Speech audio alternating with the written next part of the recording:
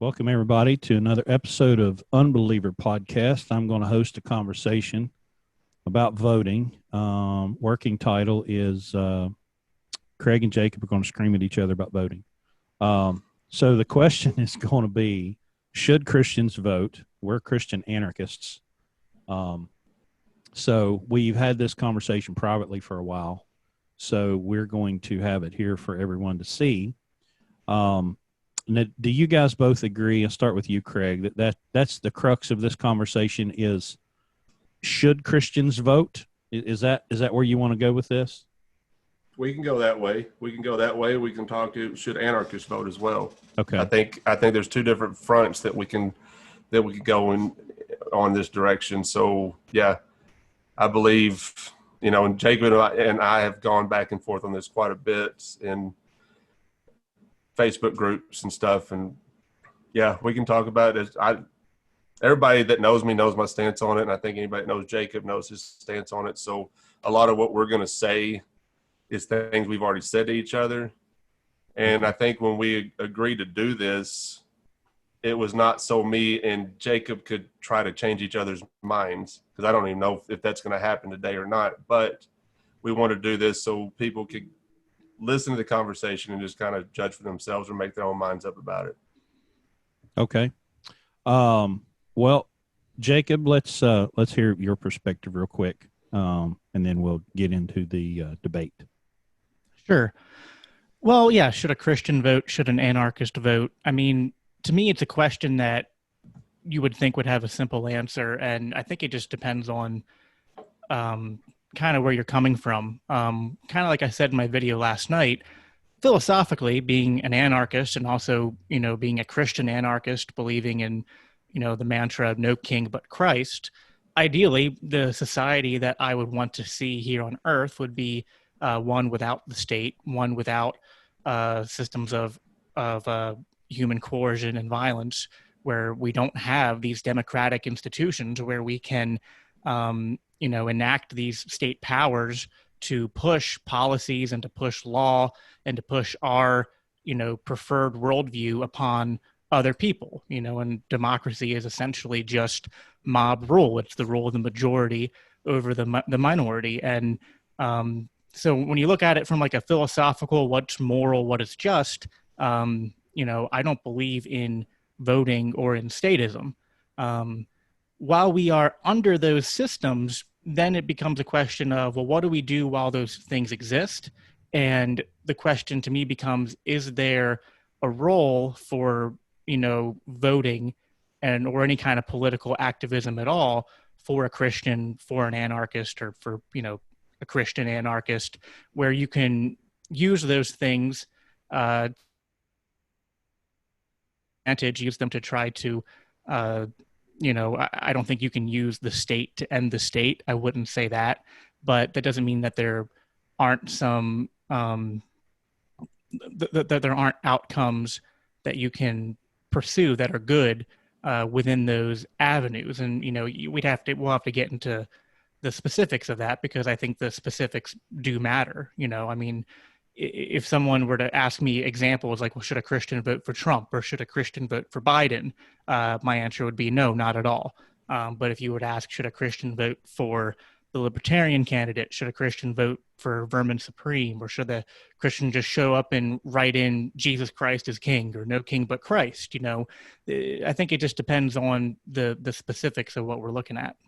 So is it fair to say that your position is that voting exists as a way to have your voice heard so you can participate? Is that fair? It obviously does more than that, but that is one of the things that does exist. I kind of have this view that voting almost doesn't matter insofar as, like, whether I vote or don't vote, and whether I vote Democrat or Republican or Libertarian, it has virtually no outcome on or virtually no impact on the outcome of the election. That at the end of the day, one of the two duopoly candidates is going to win, is going to keep enacting the same policies that we all oppose. To me, there's not much of a difference worth getting into between the two parties. Maybe they talk slightly different, but in terms of their actions and the policies that they push, we're just talking about, slightly different levels of socialism and statism, in my opinion. So, insofar as I have a choice between not voting, which does, in my opinion, nothing. We already have, and I know Craig has said this and agrees with this. We already have a majority of the population that doesn't vote. So, I mean, to me, I guess knowing that, it just doesn't seem to me that less voting has any impact. So if I have a choice between not voting, which does nothing, or voting, which at least, there's a few things that it can do. It can be a protest vote. It can be a defensive vote. It can be a means by which to put a voice out there into the mainstream that might not be there otherwise. There's a lot of different angles to go about this, but as long as these avenues exist, even though I fundamentally disagree with them, I'm just kind of doing a pro-con analysis of what actions are available to me. Okay. Craig, go. Well, you just admitted that it does not have any impact on the election. True. I can think of so many more productive things that I can do with my day than going to a voting booth to put somebody in charge of my life. You know what I'm saying? I could take a nap. That is way more productive than voting. I love taking a nap. Me too. Voting to me is legitimizing the state. You are still agreeing with them having power over you. I don't care if it's a libertarian candidate or not. What if your neighbor does not have the same views as you do? Are you okay with putting your ideals on them, even though they don't agree with you? Jesus told us to love our neighbor. He didn't tell us to vote against our neighbor. And when you are voting against somebody or voting for somebody to rule over your neighbor that may not agree with you, do you not see the hypocrisy there? I understand what you're saying, but that's not the way I view it. To me, and this kind of boils back to also the topics of self-defense and what levels of, what situations you're allowed to use force in. And that was kind of why I had that conversation with Abby first on pacifism. To me, defensive force is completely appropriate, and using force to stop evil and to stop oppression.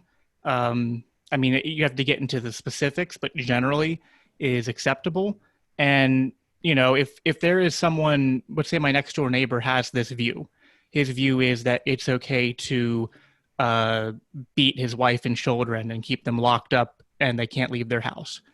I'm really not shedding any tears for, me or someone else going over there and imposing our views on him, which is that it is wrong, it is evil to be beating your wife and kids and keeping them locked up and they can't leave the house. I'm not against imposing my views upon someone if it's a case of I'm stopping aggression, or I'm at least, if I can't completely stop it, if I'm lowering the amount of aggression. So that's why I was kind of, to me, it's like if you're going out there and voting because you have this mindset of my side is right and just, I want to elect people to be rulers, to be in charge because we need that. That's, to me, that's the whole problem of statism. That's the whole problem of democracy. What I'm doing when I go out there and I vote, or if I'm trying to influence people who are already voting to vote differently, is that I'm trying to acknowledge that even though I don't agree with the state, I don't agree with voting, these things are there no matter what. And even though individual votes really don't make that much of an impact, if it's a choice between not voting at all, which is guaranteed, in my opinion, to not have an impact, or voting in a way that if it did have an impact, would objectively, would either A, result in no change, or B, there would be the possibility of a change for the better and a lowering of aggression, a lowering of coercion in our society. And, those are the two possibilities. I think vote, if you can convince people to vote in that direction versus the traditional duopoly parties candidates, then, that's something that's worth considering, in my opinion. Again, it's not, I don't have, to me, the issue is not imposing my will upon someone in and of itself. I think there are certain times where we are, as Christians, as, as people, I think the right thing to do is to impose your will upon someone else if it means stopping them from doing harm. So let me get in here for just a second, because I saw a great quote the other day that says, if the outcome of the election brings the promise of deep hope or distress, I have tethered my hopes to the wrong kingdom. Yes. Okay. So let's try, because there's a middle ground here, part of the personal issue that I have with voting, because it's something that exists, it can't be denied that it does exist. The issue, I think, comes in with for Christians, the amount of hope that they put in it. If I had someone tell me the other day, well, Kamala said she's coming to get your guns, and I'm like, so when's she gonna be here? Like, how is Kamala? Like, is she coming by herself? Who's she going to send? Now, of course, I was trying to get them. Wait, is that how you say her name? Because I've been saying it wrong the whole time now. I've been calling her Kamala. Kamala. Oh, I thought it was Satan. No. Yeah. Yeah, I could think of a lot. Yeah, never mind. That's the problem, because I said, okay, wait a minute. Now, Obama, let's remember, Hope and Change, Obama was supposed to close Gitmo, was supposed to end the wars. And I asked the question, why do you have so much faith in what Kamala says, or what Joe Biden says, or what Trump says? Where is your faith coming from? Because I'm looking, Trump's the 45th of these people, and they have all said a lot of things, and so that hope is what I reject. Here in West Virginia, we have a mentally handicapped, deranged lunatic sitting in the office of governor right now. And there's a guy that I've met who is running on a write-in campaign. Now, this guy has got a snowball's chance in hell of getting elected. It's just not going to happen, because the people of this state will vote red or blue. They absolutely will not. So this guy's probably going to end up, out of 1.7 million people, 700,000 voted the last time, he's probably going to pull in 75, 80,000 votes. I like him. He's a genuine guy. I sat and had a conversation with him at a picnic. And I believe that he probably would do what he says he's going to do, because I've watched him as a delegate. I've watched videos of him stand up there and just spit in their face, right? So, this is the kind of guy, like, if you believed in voting, this is the kind of guy that you probably would want to vote for. They all say that. Well, yeah, I get that. I'm not denying. And I don't care what party they're coming from. Even libertarians, they all say this.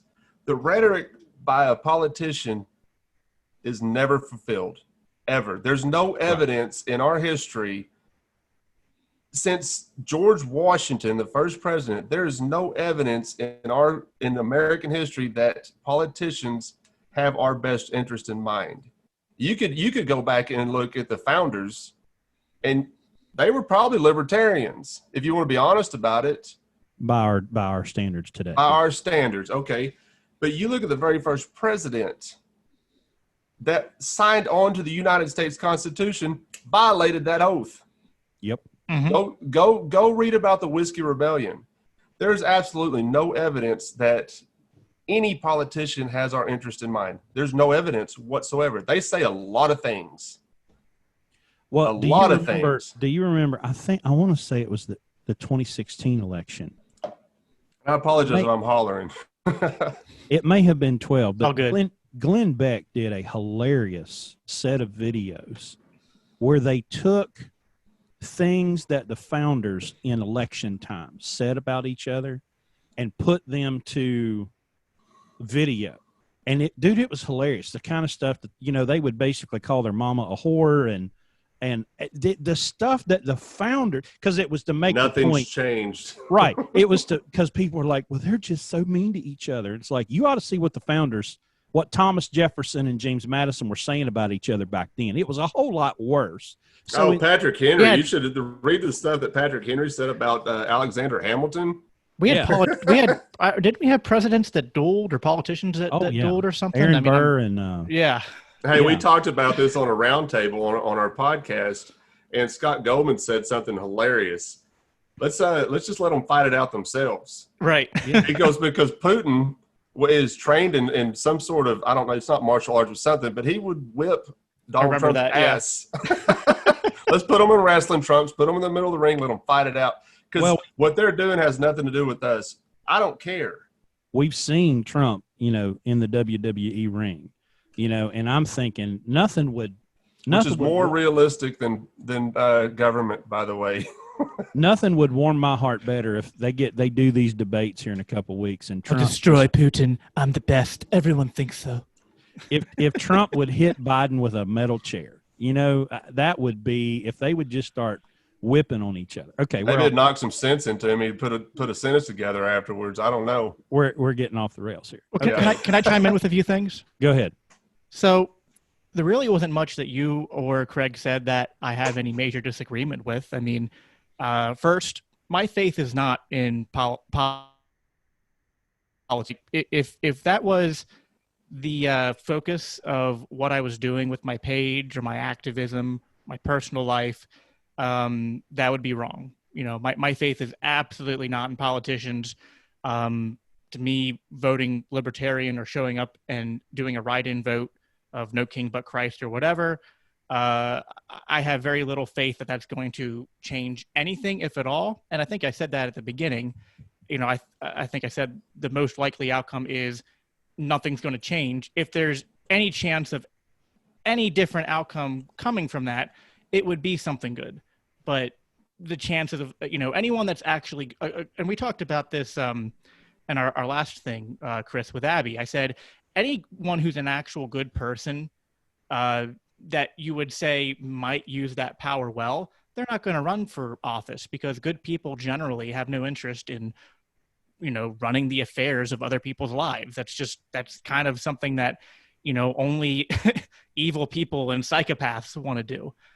So I have no faith in it. I have, maybe a probability estimation that it's more likely this person might do some of the things they said than the other person, but that's neither here nor there. The second thing being, Craig, you said it's kind of a waste of time. There are so many better things I could be doing, and I see where you're coming from. I guess to me, it's just there really isn't a high time cost involved here. I mean, I might be talking about 10 minutes out of my day, one day out of every 2 years to go up and show up and do something. It's not the cost of it is you are legitimizing the state. See, I don't agree with that view. How do you not agree with that? When you are going to the voting booth to vote for a person that you just admitted has no good intentions, anybody running for office is not a good person. You agree with that. You just said that. So now you're going to go vote for that person that you said has no good intentions. And that person is running to continue the state. As anarchists, we aren't supposed to be participating in that. I mean, if we're going to get right down to the brass tacks of it, we're anarchists. We want the state to go away. And by voting, you're keeping the state around. You see what I'm saying? So stop voting for them, and eventually they go away. It's the same way if you turn off the news. We have a lot of states in history and today that don't use voting, or the elections they do have are complete fraud. So, I mean, this is a line of argument that I hear from you and a lot of different anarchists, Christian and otherwise. And like, I hear what you're saying and it sounds good on the surface, but I just don't see it. To me, it's like we could have 10% voter participation that wouldn't make a difference in the level of statism in our lives. I mean, to me, I think a lot of politicians would like it if less people were involved, because it'd be easier to manipulate the small minority to, pull the wool over their eyes and do whatever the heck they want to do. Most people that don't vote, I don't think they're doing it from an anarchist perspective. They're doing it from a apathetic, I don't care perspective, which, we could say maybe that's good. Maybe. But I don't think that it's resulting in less statism. And as far as legitimizing the state, I mean, let me ask you this: does paying taxes legitimize the state? I don't call it paying. I call it stealing. So if if they're stealing money from me and I refuse to pay it, what are they going to do? They're going to come to my door with a gun in hand and put me in a cage. That right there, by paying taxes, is self-defense. Now, going and voting, do you think libertarians are going to stop taxing people? Honestly, how are they going to survive without stealing our money? I think there's two possibilities, two groups of possibilities. First group of possibilities for me voting is that everything that was going to happen if I didn't vote or if I voted for a duopoly party candidate is going to happen anyway. The only other types of possibilities that are available if I vote libertarian or in protest, it might be a small chance of it happening, but let's say, well, I agree. There's no chance. The chance is like infinitesimally small. Like, I agree with that. Like I would put $1 million if I had it on Joe Jorgensen not winning the election this year. I would place that on. Nobody would take that. Yeah, I mean, it's just, the only chance that libertarians have of winning any elections are like these tiny, non-consequential positions in very local offices. I mean, I forget if Justin Amash now is technically calling himself part of the LP or not, so he might be like the first libertarian congressman or something. I don't know, but I mean, it's to me, it's not that I don't view voting as like what I'm doing as I'm going to actually use the system to accomplish good, but I do recognize that. Well, I mean, no, but what are you doing then? If you're not going to use the system for good, what are you doing then? What's the point? You said you act like there's no other options. There's a ton of other options. I'm not saying if my position was the best way to achieve liberty in our lifetimes or at all is to go out there and vote for liberty, then that would be a dumb argument. Then why are you doing it? Well, to me, it's just between the choices of not voting or voting either for libertarian candidates or protest voting. I find more appeal in those two options than not voting at all, because the state doesn't view non-participation in the election as active protesting against the election. They don't view people not voting as people not approving. No, but they're counting their authority. They're counting your tally, man. Your vote is part of their tally. But no one in Washington is looking at the people voting for Vermin Supreme and going, well, there's a bunch of state-loving folks right there. No one's looking at people voting for Joe Jorgensen, who's running on a platform of end the Fed, end the wars, decriminalize all drugs, end the income tax, end Social Security, end entitlement programs. Even all of that is on the garbage. Police. Even all that's garbage, because if you look at how the system is supposed to work, they can get up and say a lot of things, but they can't pass any laws without Congress, right? Oh yeah, I know. But my so point they is, can say all these things, but they can't get up there and pass laws. Whether Joe Jorgensen could get any of that done if she, by some it would take multiple miracles for her to win. It wouldn't just be a miracle. It would be like Moses parting the Red Sea type of miracle. It's make-believe, dude. Yeah, it's make-believe. But my point is that no one in Washington is looking at people voting for Joe Jorgensen and Spike Cohen and going, well, there's a bunch of, people who are, approving of this whole system and approving of statism and legitimizing our authority. I just don't buy that. I mean, certain libertarian candidates in the past, like Gary Johnson and Bill Weld, I didn't vote for them because I was like, well, these guys are just, they're basically Democrats in disguise. They weren't actually, Johnson was a little, he was closer to libertarian, but Weld was really just a confused Democrat. but you know, he's just confused. Yeah, just confused. But you know, I wouldn't like. I'm not a libertarian, no matter what type of person. To me, it just depends on the candidate. And to me, Joe Jorgensen is, and Spike Cohen is a blatant, like, in-your-face anarchist. No, he's not. I completely reject that. Because, and I've heard this argument from you. I've heard it from other libertarians as well. If he was an anarchist, he would not be running for vice president of the state. Okay, well, that's what we're debating right now. So, I mean, that's that aside. And if you want to say that they're doing it to get their message out, Ron Paul, look at his message. Ron Paul had the best message of all of them, and guess what? It got him.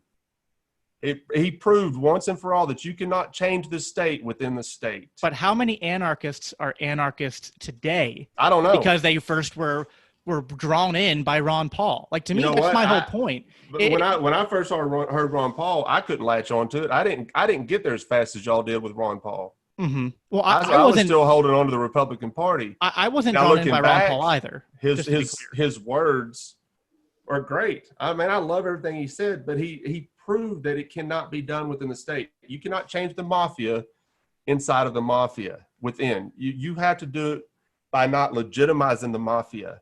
Stop giving them power. And when you're going to vote, you're giving them power. You are propping them up. And trust me, just because you might vote for Joe Jurgensen, I don't even know if I'm saying her name right, but they are counting your tally, dude. And as long as your tally is part of their system, it's there. You're less than 50% of eligible American voters voted in 2016, right? Let's drive those numbers down. Let's drive them down, dude. But okay, so why do you think then Let me read a quote. Less votes would? Let me read it. Let me read a quote to you. And his name is Henry David Thoreau, and I'm sure some of y'all are familiar with him. I just came across him the other day, and he has an essay called "Civil Disobedience." And in his quote, he says, "When the subject has refused allegiance, and the officer has resigned his office, then the revolution is accomplished." We can be civil. We can end the state civilly without guns, without violence, by not voting for them. Once they start realizing that we're not going to play their games anymore, they lose their power, dude. Once they don't have anybody voting for them, they're done. It depends on why they're not voting. Huh? I mean, it depends on why they're not voting. I don't care why they're not voting. No, but I mean, I think it matters. If we had a population that was like 90% anarchists and they weren't voting, at that point, it'd be like we could all say, hey, let's just stop paying taxes and stop recognizing their authority, and that would end the state, and I'd be right there with you. But we're nowhere close to that yet. We're talking about we are a small minority within a minority, and but we can become a majority, dude. We're already a majority. If you've got less than 50% of eligible voters participating, now listen. Now, why aren't we focusing on those folks? Why aren't we talking to those people that are apathetic about voting? What are the reasons? Why are we talking to people that are dug in and gonna vote no matter what? Why are we? They're dug in. Forget them. Let's talk to the people. And I know you've had these conversations with other people, as I have. They're asking you questions about being an anarchist. Why are you an anarchist?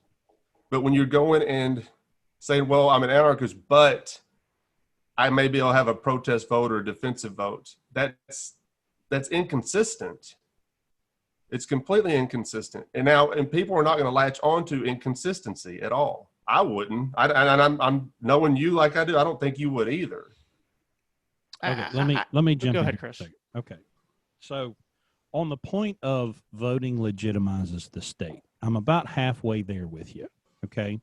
Because it is true that participating in the election does give legitimacy to the state.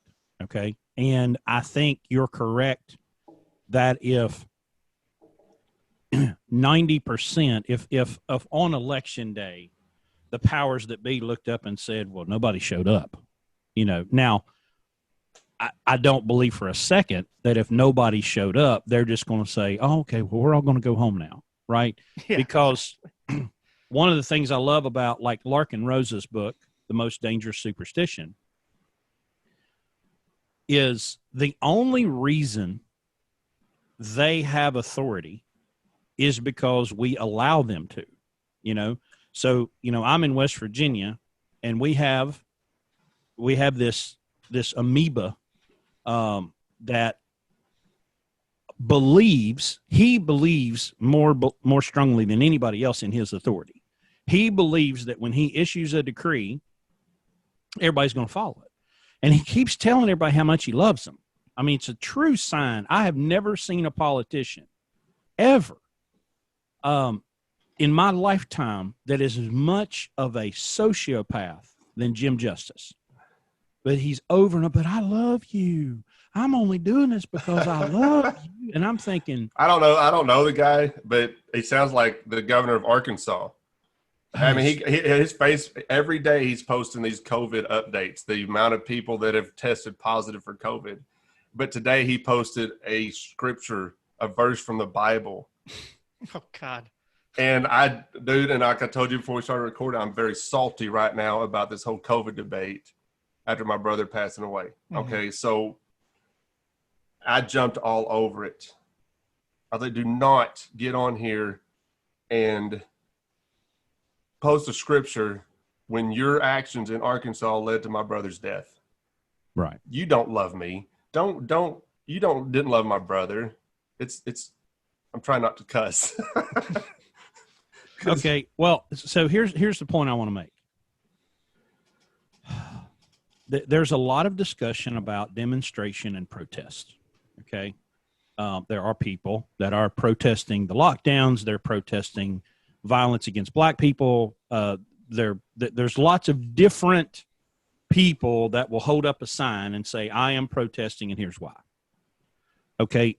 My life is a protest. My kids don't go to government schools. None of our trucks are emissions compliant. I don't wear masks. I don't social distance. I haven't changed my life in any measurable way since Operation Enduring Cluster started, you know? I think while I agree that voting legitimizes the state, there's also, I think, things that are more meaningful and more powerful that we do that legitimize the state. And I think back to the civil rights movement in the 60s, when it was one thing when blacks were marching in Selma and Birmingham, but it was another level when people around the country, because of media, were able to see people getting beaten and sprayed with water hoses. And they're like, okay, this has to stop. The voting, one way or the other, did not end slavery and racism and Jim Crow, you know. So the fact that there were agents of the state that were torturing and abusing people, and people were able to see it, and they were no longer willing to say, all right, I'm going to excuse that, okay? Now we're looking at it in a different way because we're seeing the George Floyds and the Breonna Taylors and the Jacob Blake. We're seeing, no matter what you think about it, that cop really shot that guy. They really killed Breonna Taylor. They had the foot on George Floyd. That really happened, and you saw it. This pregnant woman that got handcuffed in Australia a couple of days ago. You know, the woman in Australia that was literally being choked by a cop for not wearing a mask. That's the stuff that's going to delegitimize the state a whole lot faster than whether or not we vote. I'm with you, Craig, that I cannot vote and sleep like a baby. Can I say something quick? Mm-hmm. I really take issue with this X legitimizes the state, this legitimizes the state conversation, not because to me, nothing legitimizes the state. It's illegitimate through and through. Like, I agree.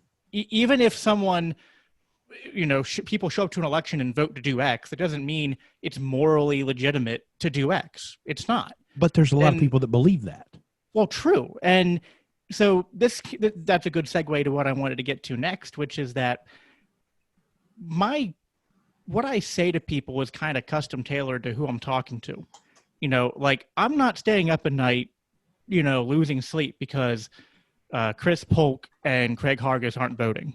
You know what I mean? It's like, I would never try to convince you two to vote because, I do agree that long term, if we could get to a place where we had a large percentage of the population that were anti-state, were anarchists, and not voting, the not voting wouldn't end the state.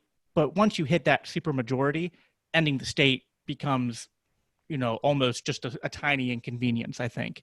But we're not close to that. And right now, the majority of people, even those who aren't voting, they recognize the state's authority. And I, in my experience at least, have not found it particularly helpful to go up to people who are voting for Trump, voting for Biden, or not voting, but that are just normal people, normal American citizens going throughout their lives, and to start out a conversation with the state is violent, voting is evil, no king but Christ. You know what I mean? Like going at someone with kind of a conclusion that took me years and like my own specific spiritual and political journey to reach, it just doesn't really usually fall on receptive ears. No, I get that. I agree. No, I understand that. And it's like most and at one point libertarian, and at one point before that, they were statists. And so when I'm out there, libertarians are statists. If you want to get down to they're statists. I mean, like we can get. Now we can talk about libertarian philosophy, but libertarians, they're statists. Well, there's no way around it. Capital L or lowercase l libertarians, like capital L. I don't even like using libertarian because the ideal behind it means that I'm supporting a party. That's why I use anarchist now. What's the difference between a libertarian and an anarchist? 6 months. 6 months. About 6 months. Yeah. It took me a lot longer than 6 months. I ain't gonna lie. Actually, it took me about 2 months. But Jay, I agree with you that if you just walk up to a random person and voting is violence, you there's a shock value there, right? Right. But when I'm like right now in the with the current situation, when I go in somewhere without a mask, that is making a statement to people, and I run into other people without masks. And of course you get the nod and the smile and, or the wink or whatever it is. I haven't really, I've been in 12 states since all this began. Man, you need to come to Memphis and not wear a mask. They're not going to smile and wink at you. Trust me. They're going to shoot daggers. Well, no, I'm talking about the others not wearing a mask. Oh, gotcha. The other people that aren't wearing a mask. But I've been in 12 states since this began, and I have had a couple of encounters. Well, do you have a mask? No, I don't need one. I haven't encountered any Beckys or Karens or anything like that. Boy, I have. But my pastor's wife's name is Karen. Man, it's a rough time to have that name. My wife's name is Karen. Oh, and boy. I have an 11-year-old. I have an 11-year-old boy. Hey, you're going to like this, Chris. When I was talking to Michael Corbell on his podcast, he said he was talking about Michael Malice said something. He said Karens are just a bunch of Yankees. And he said that, and I just died laughing. He goes, as a Southern boy, you get that. I was like, absolutely. Jacob. My 11-year-old shared with me, and I'm so glad that he had some kind of filter, because he's like, his mom got on to him for something, and he made a Karen joke. And fortunately, he stopped right there, because he's like, well, I was going to ask her if she wanted to see my manager. And I was like, she would have killed you. Okay. I'm pretty sure, and we've talked about this in the past, I'm pretty sure your son has got that honestly, by the way. I don't Oh, think yeah. he just developed it on his own. No, the apple didn't fall far from the tree. You're probably a bad influence. Yeah, 100%. Okay. I don't have. Okay, let me try this. I believe I'm 43 years old, 44. I'm 44 years old. And I believe that I will see the end of the state in my lifetime. I believe I will see the end of the nation state. Will the city council probably be around? Might the state government possibly still be around?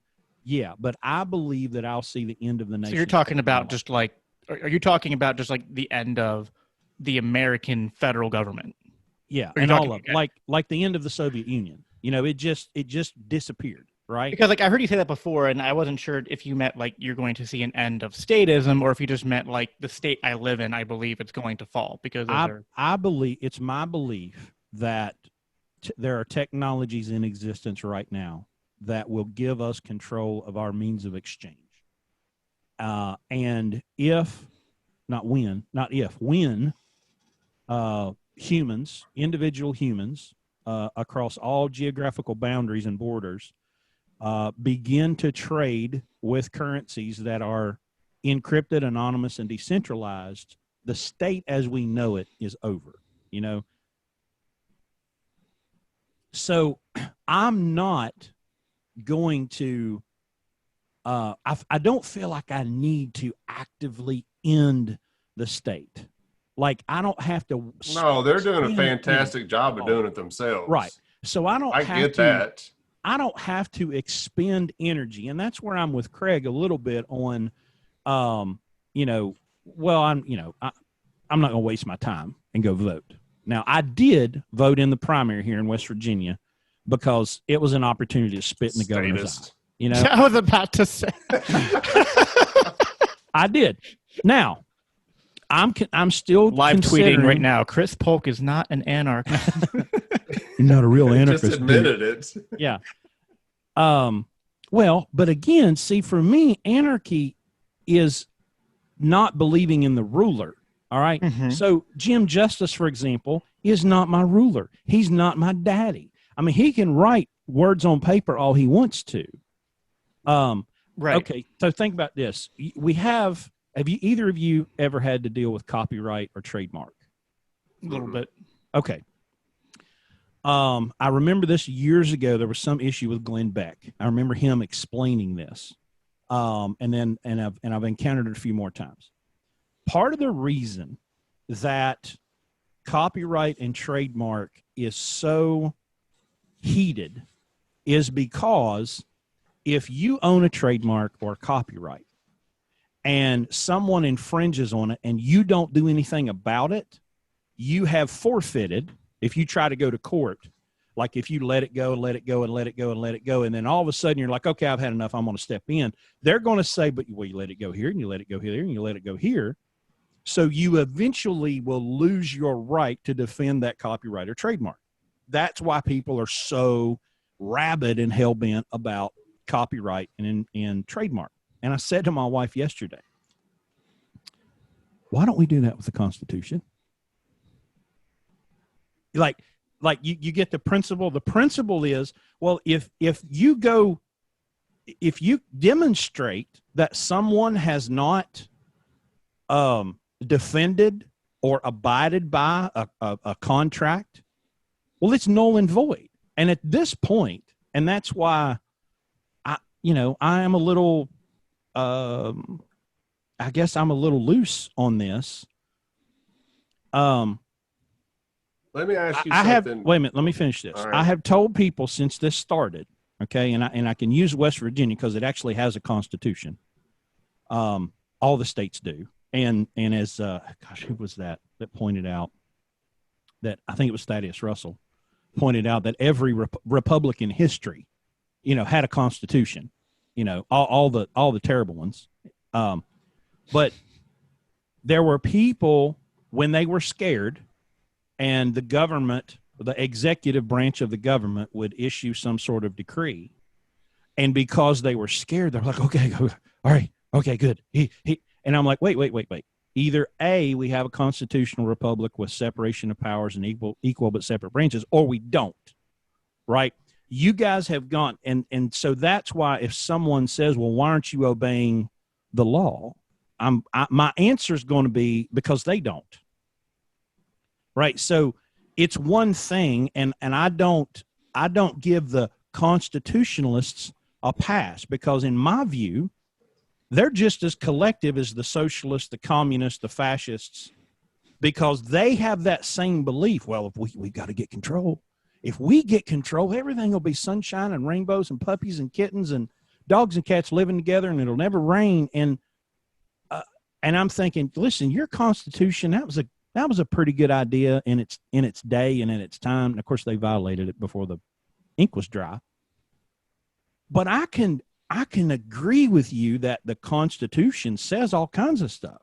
The problem is the people that were charged with obeying it have not done so. So if you think that I am going to follow the letter of the law, you've lost your mind, because they have lost the ability to enforce that on me.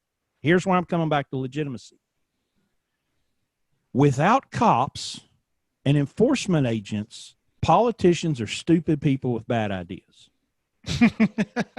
That's a good way to put it. Okay? That's a good way to put it. Okay, let's, if Jim Justice or Mike DeWine or, whoever these governors, governor of Arkansas, governor of Pennsylvania, well, without people to come to my house or come to my business and say, oh, what you did wrong, and we're now going to take your money or lock you in a cage, Tom Wolfe is powerless.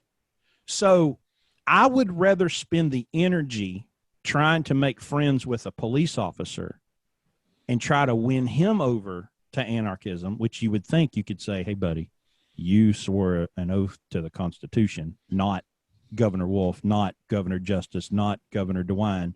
You swore an oath to the Constitution. How about you honor? How about you be my last line of defense between me and tyranny? But that's not what they're doing, Well, none of them even read the Constitution, first of all. Right. But I want to ask both of y'all something before I lose my train of thought, which I tend to do. When you say you went and voted in the primary, Jacob, I'm assuming you're planning on voting in this next election. When you go and vote for a person, I don't care if it's against the person you're against, are you not giving that person the right to rule in your name over you? I would say when I'm voting for Jo Jorgensen, I'm not voting for her as a ruler. I'm voting for her in two ways. One, I'm voting for her in the miracle sense that she would win, knowing that maybe she would fail, maybe she'd get corrupted by power, whatever. But I'm voting for her knowing that there's at least more of a chance that if she won, there would be, some sabotage, some sort of decrease of statism. Where's the evidence, dude? Or it could not be any worse. It would be just the same that we would have had if a Republican or Democrat won. Then why are you participating? Now, I want you to answer my question, though. Are you not giving her the right to rule over you? I mean, that's what they do. Let's say she won. Is she not going to be ruling? No, I'm not. You cannot give anyone the right to rule over you, because no one has the right to rule over you. This is what I was saying before. But you're giving her permission by voting for her. I'm giving her permission to do what she's saying to do in her platform, which is to go in and end the Fed and, all these things that she's talking about doing. I fundamentally think that at her core, she's either I can't tell if she's a minarchist or an anarchist, but she's putting these ideas in the mainstream, and me supporting her either financially by donating to her campaign or voting for her. And if she gets a lot of support, maybe she runs again in 2024. Like Ron Paul. Helps. Like Ron Paul. What has changed? What has changed? It's only gotten worse. No, well, has the state gotten worse? Yes, but how many more libertarians and anarchists exist today because of Ron Paul that probably wouldn't have existed otherwise? I mean, Ron Paul caused a huge change. I got to anarchy without even following Ron Paul. So I don't know if we can even answer that question honestly. I'm not saying it was everyone, but there is I don't think that you sure. can deny there's a large number of people that came to anarchy through that route. I mean, all the anarchists I know personally in my life, like, because, I'm actually in a local anarchist community. I have about a dozen or so friends within a 20-mile radius, and we meet up like once a month, and we're all anarchists. Are y'all all 20 of y'all going to vote? Not all of them, no. Some of them are. I want to be their friends.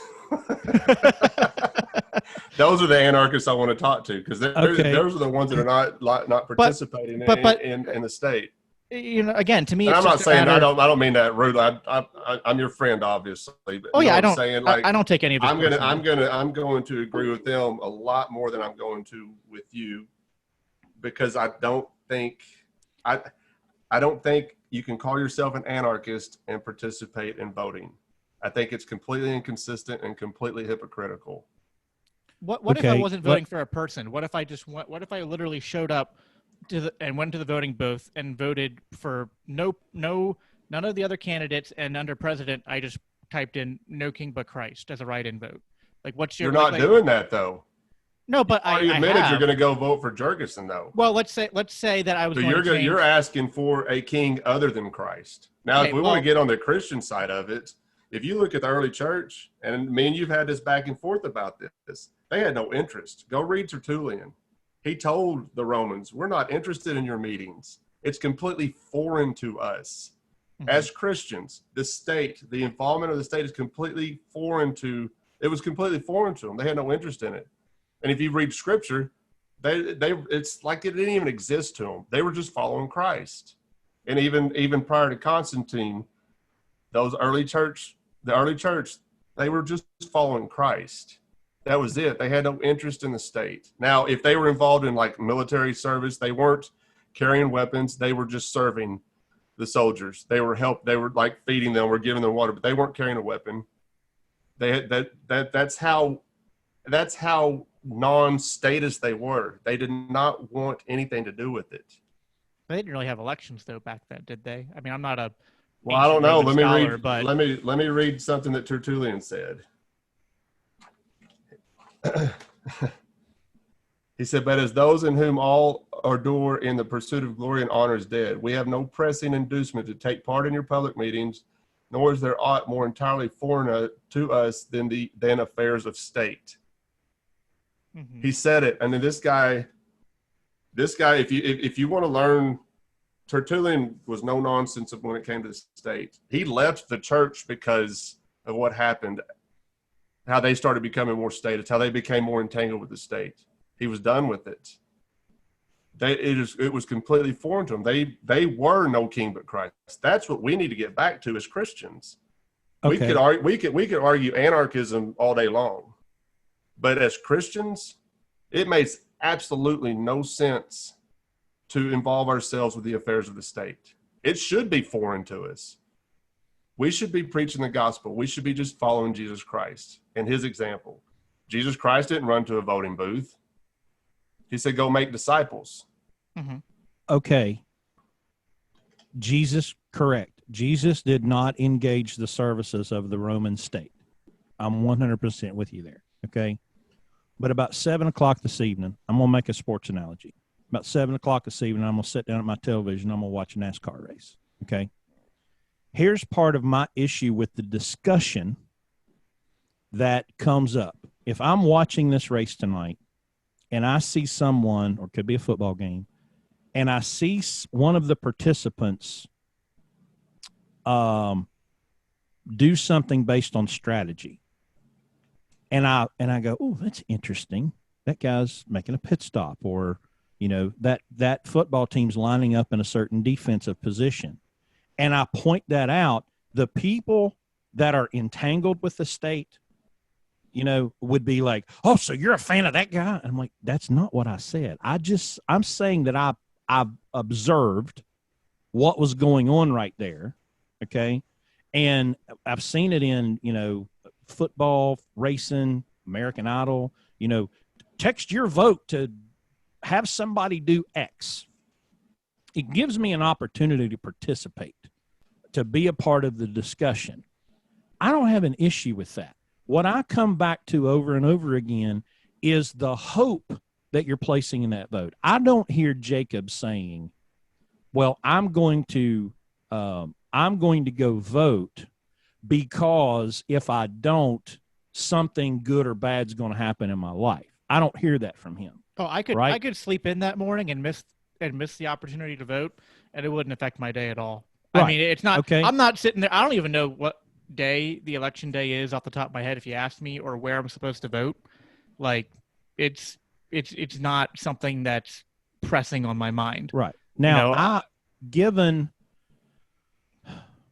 if I could be somehow involved in the, I don't know, the process is the right way to say it, but like, for example, in this primary election that I went to, I hadn't been to a voting booth in probably 20 years, right? Mm-hmm. Well, one of the things on there was decriminalization of marijuana.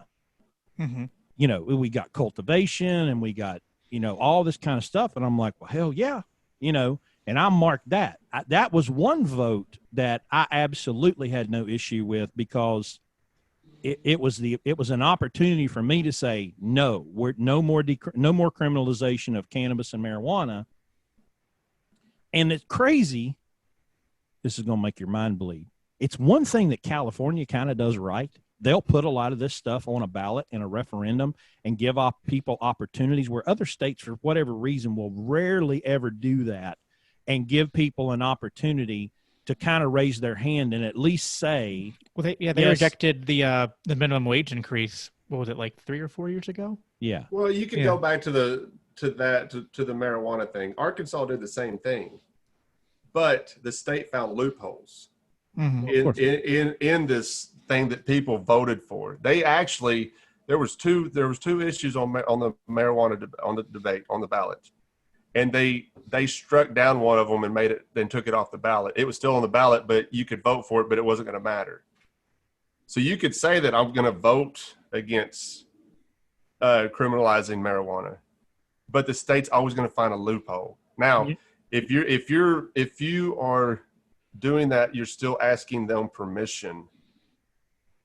In my opinion, you're still asking them permission to give you the opportunity to use marijuana however you want to, or cocaine. I don't care what it is. Let me ask you, how do you think the people who voted to legalize marijuana and then watched the actions of the state where they found loopholes and found ways to ignore the will of the people, I mean, what effect do you think that had on those people? It probably helped to, if they aren't anarchists yet, they're going through a process that's slowly removing the wool from their eyes as they realize, hey, even when we try to engage in the system to make it better, it can't be made better. It's fundamentally evil. It's fundamentally, coercive. You can't use it for good. The problem is people often, you can say that to them, till the cows come home, but they aren't going to learn it until they experience it. 9 out of 10 times, that's what I found. You can tell someone and explain to them and show them all the literature and from Christian philosophers and anarchist philosophers about the nature of the state. But I feel like most people, they have to go through this journey and kind of see it for their own eyes. And they have to get to the point where it's like in the Matrix and Morpheus offers Neo the red pill and he takes it. It's but people don't get there until they have to kind of start to see the cracks in the foundation slowly over time. And you can't jump ahead, in the story and give them the end conclusion before they've kind of, seen it from start to finish. So here's an example of something that I've seen over the last few months. Because I'm loud and all that, people have. Me and Craig aren't loud. We're very quiet. Very docile. I've gotten all these private messages over time. What do you think is going on here? And I have watched people jump on the Joe Jorgensen bandwagon. Right? I've watched my friends, people that I know personally. They're looking at Trump and they're looking at Biden and going, this is literally the best y'all can do. And they're finally at least to the point where they go, okay, y'all, I'm out.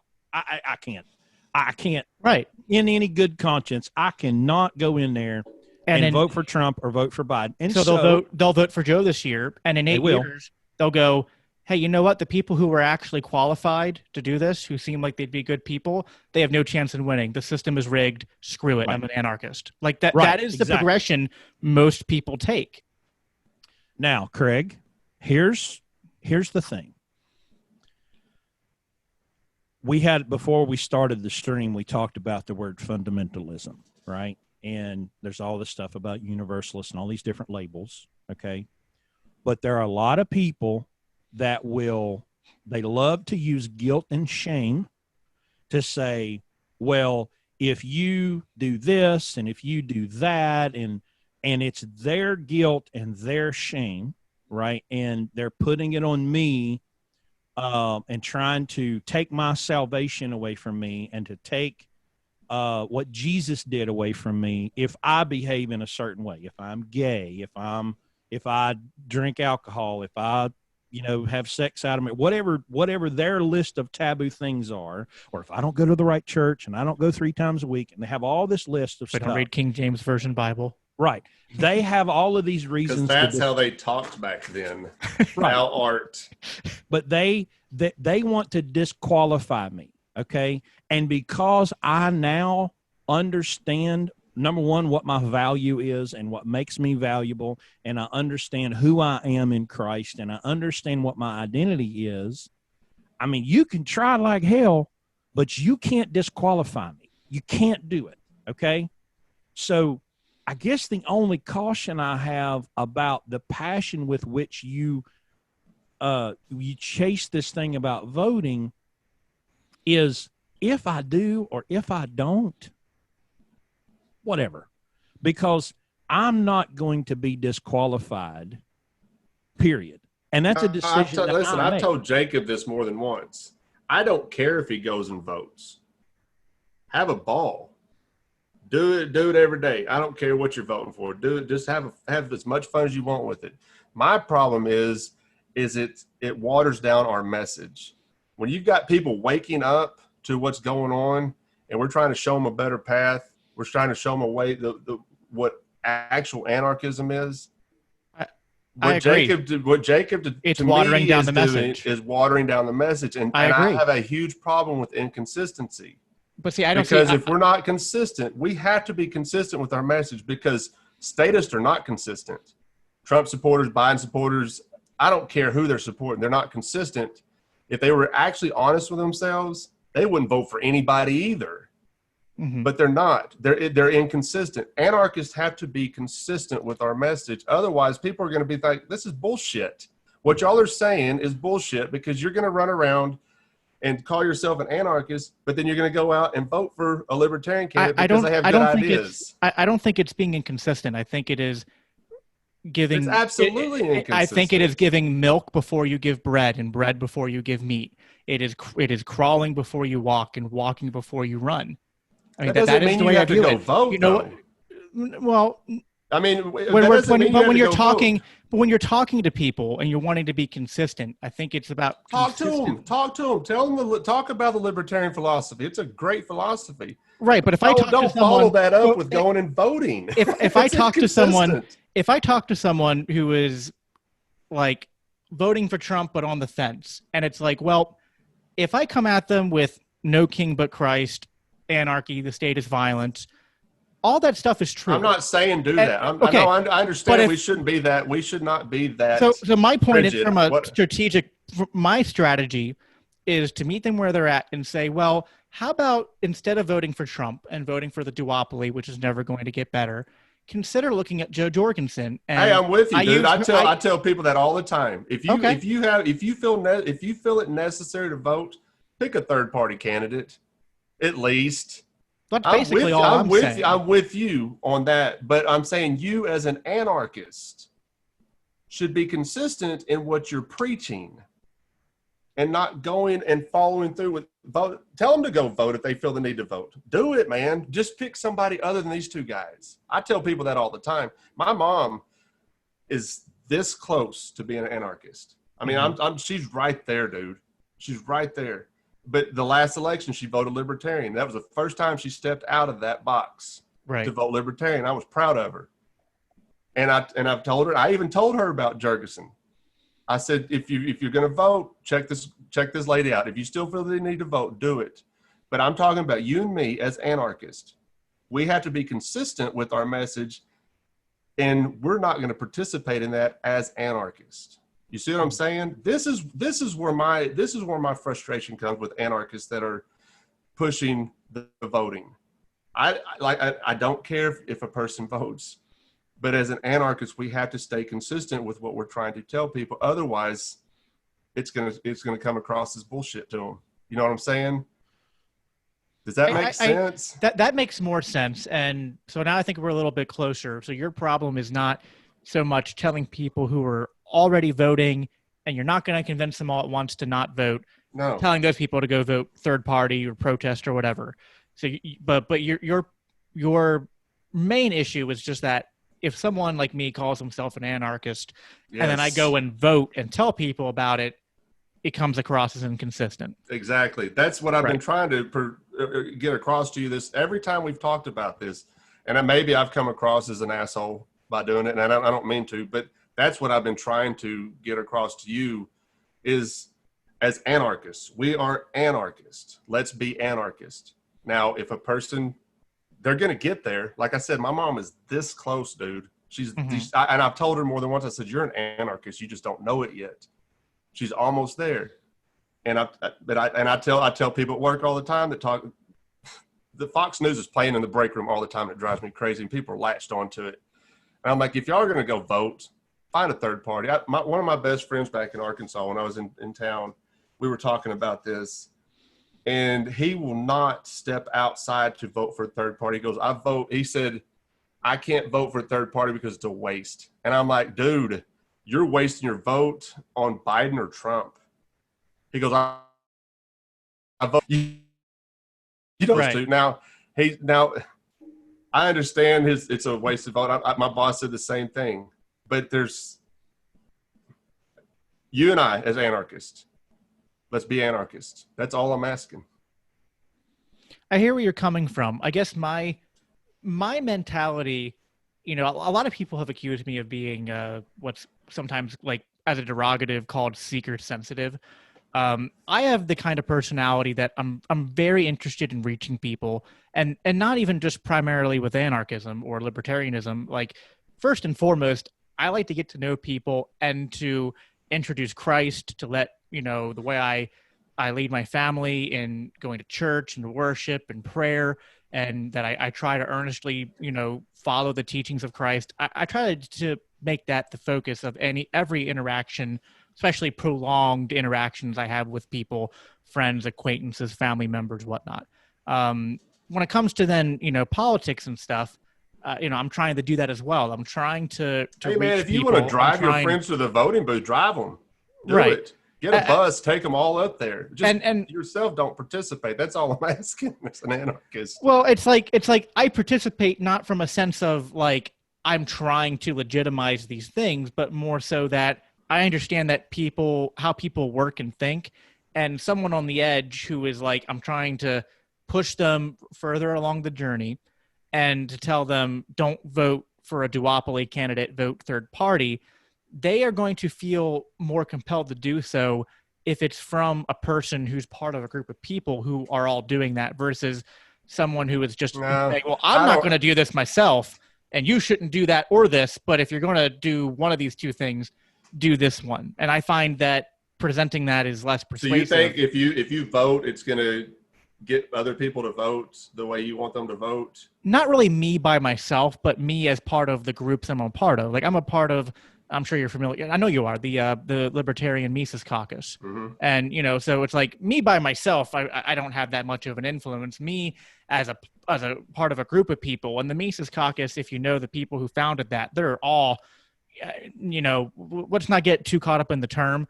They are self-described anarchists. They agree with all of the criticisms that you and I have of the state being illegitimate.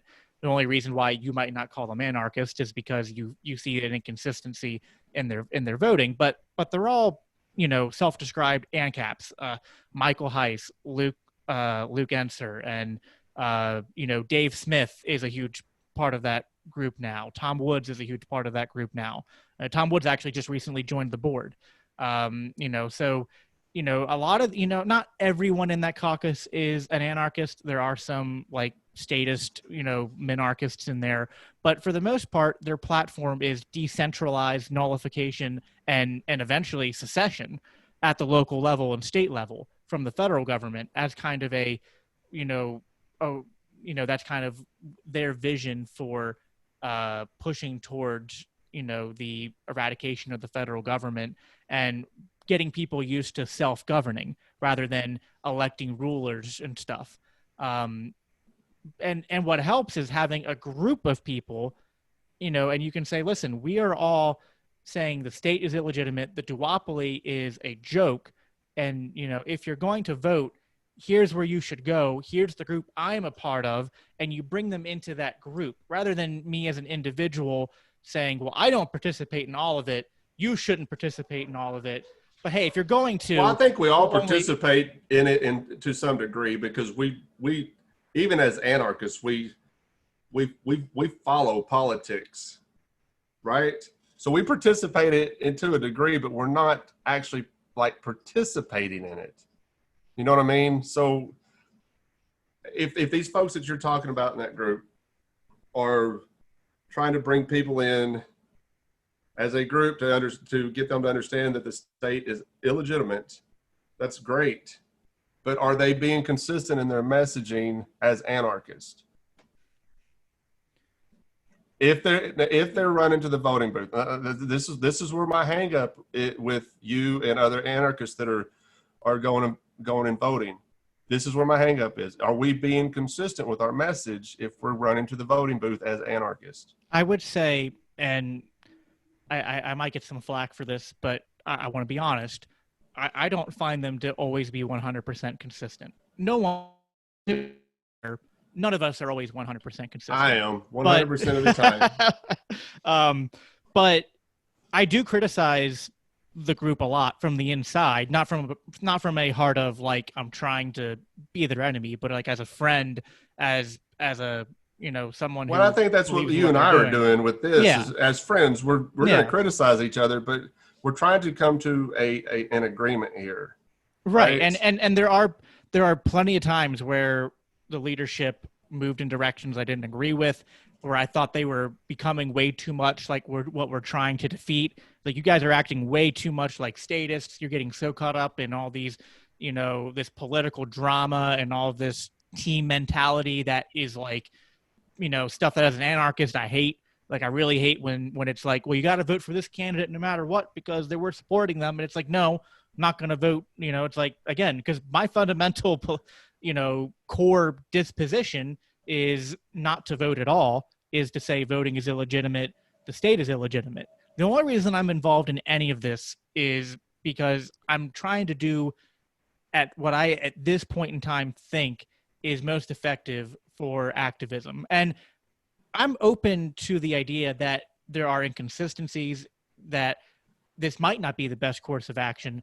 I still think it is, but what I was trying to get at least out of this conversation was, at least that you could see where I'm coming from more, that, maybe it's inconsistent and maybe you think it's the wrong way to go about it, but I'm really not going about this with the mentality of trying to legitimize the state. I want to elect rulers. And I apologize. I apologize if I came across that way, because I think voting legitimizes the state. I'm not saying that you are trying to legitimize the state. I understand your platform. I understand that you are trying to get a message across to people. Do it, man. Get a bullhorn. Tell them all about it. I just don't want you to call yourself an anarchist and then vote. This is where my hang up is. This is our major hang up. Right. Yeah. And I get where you're coming from. I guess I see activism both in the church as we're missionaries and advocates for Christ, and also, going out there and trying to rail against the state and to bring people to realize the true nature of the state. there's a division of labor, and your division of labor is commonly an economic term, but I think it applies to kind of all areas of life. And to me, it's actually in the Bible when, it's talking about how the hand is different than the foot, but not one is not better than the other. And, we all have different gifts. We all have different strengths. We all have different areas where we feel called. And, I think in both pursuits, in bringing people to Christ and bringing people to reject the state, it's like, I wouldn't ask you to change how you do things. I love the Bad Roman Project. I don't have a problem with you going out there and talking about how voting is evil. I mean, I share posts on my page a lot about how democracy and voting is evil. And, I probably can do a better job of, like, I think I only did it once. I shared one post on my wall about Joe Jorgensen, and man, I got flamed hard.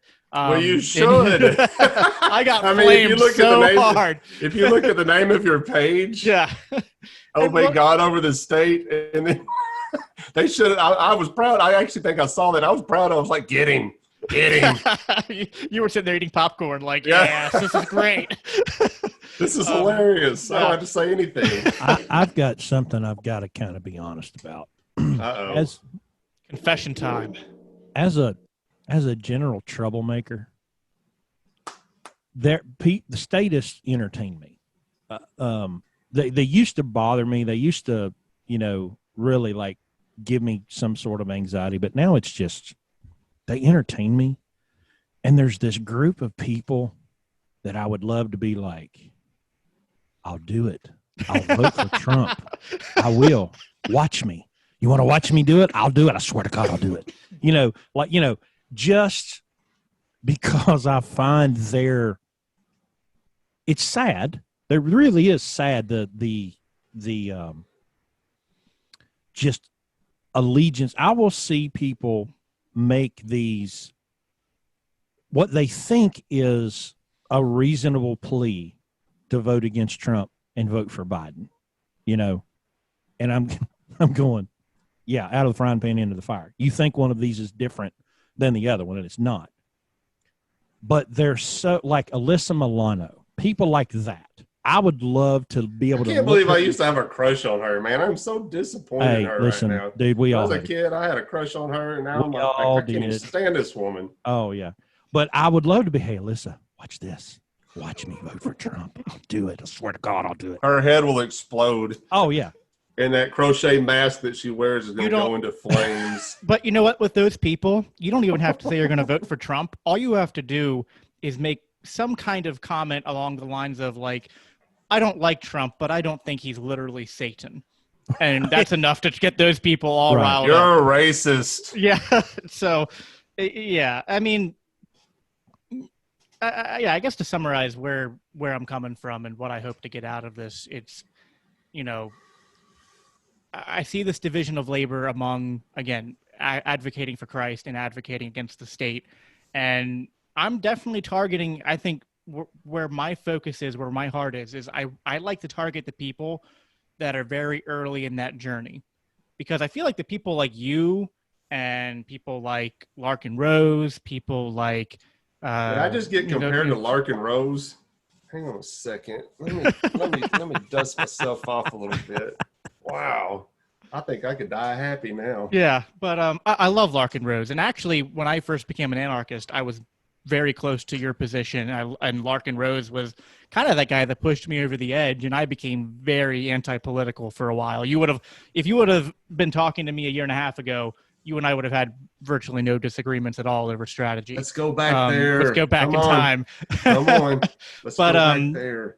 But I have a heart for people that are like in the thick of their statism, that like they are so lost in it. I get it, dude. Trust me. And I might not be doing it perfectly. I don't think that any of us are always going to be 100% consistent, but I'm learning as I go, and I'm just doing what I feel called to do to reach those people where they are at. I don't have any desire to vote except as part of that entire strategy of again, trying to reach those people where they are at. And, again, that's like, to me, kind of the first step is like Chris was talking about with a lot of his friends who are like, really, Trump, Biden, this is the best you got. And then you say, well, what about Joe? Then they start to vote for Joe, and that's great.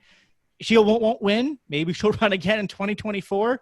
She won't win. And people start to realize, hey, anyone who's actually qualified from a moral and of course you and I would say they're not actually qualified, but within the statist worldview, anyone who's actually qualified morally and has the credentials logistically to do this job well has no chance of winning. The game is rigged.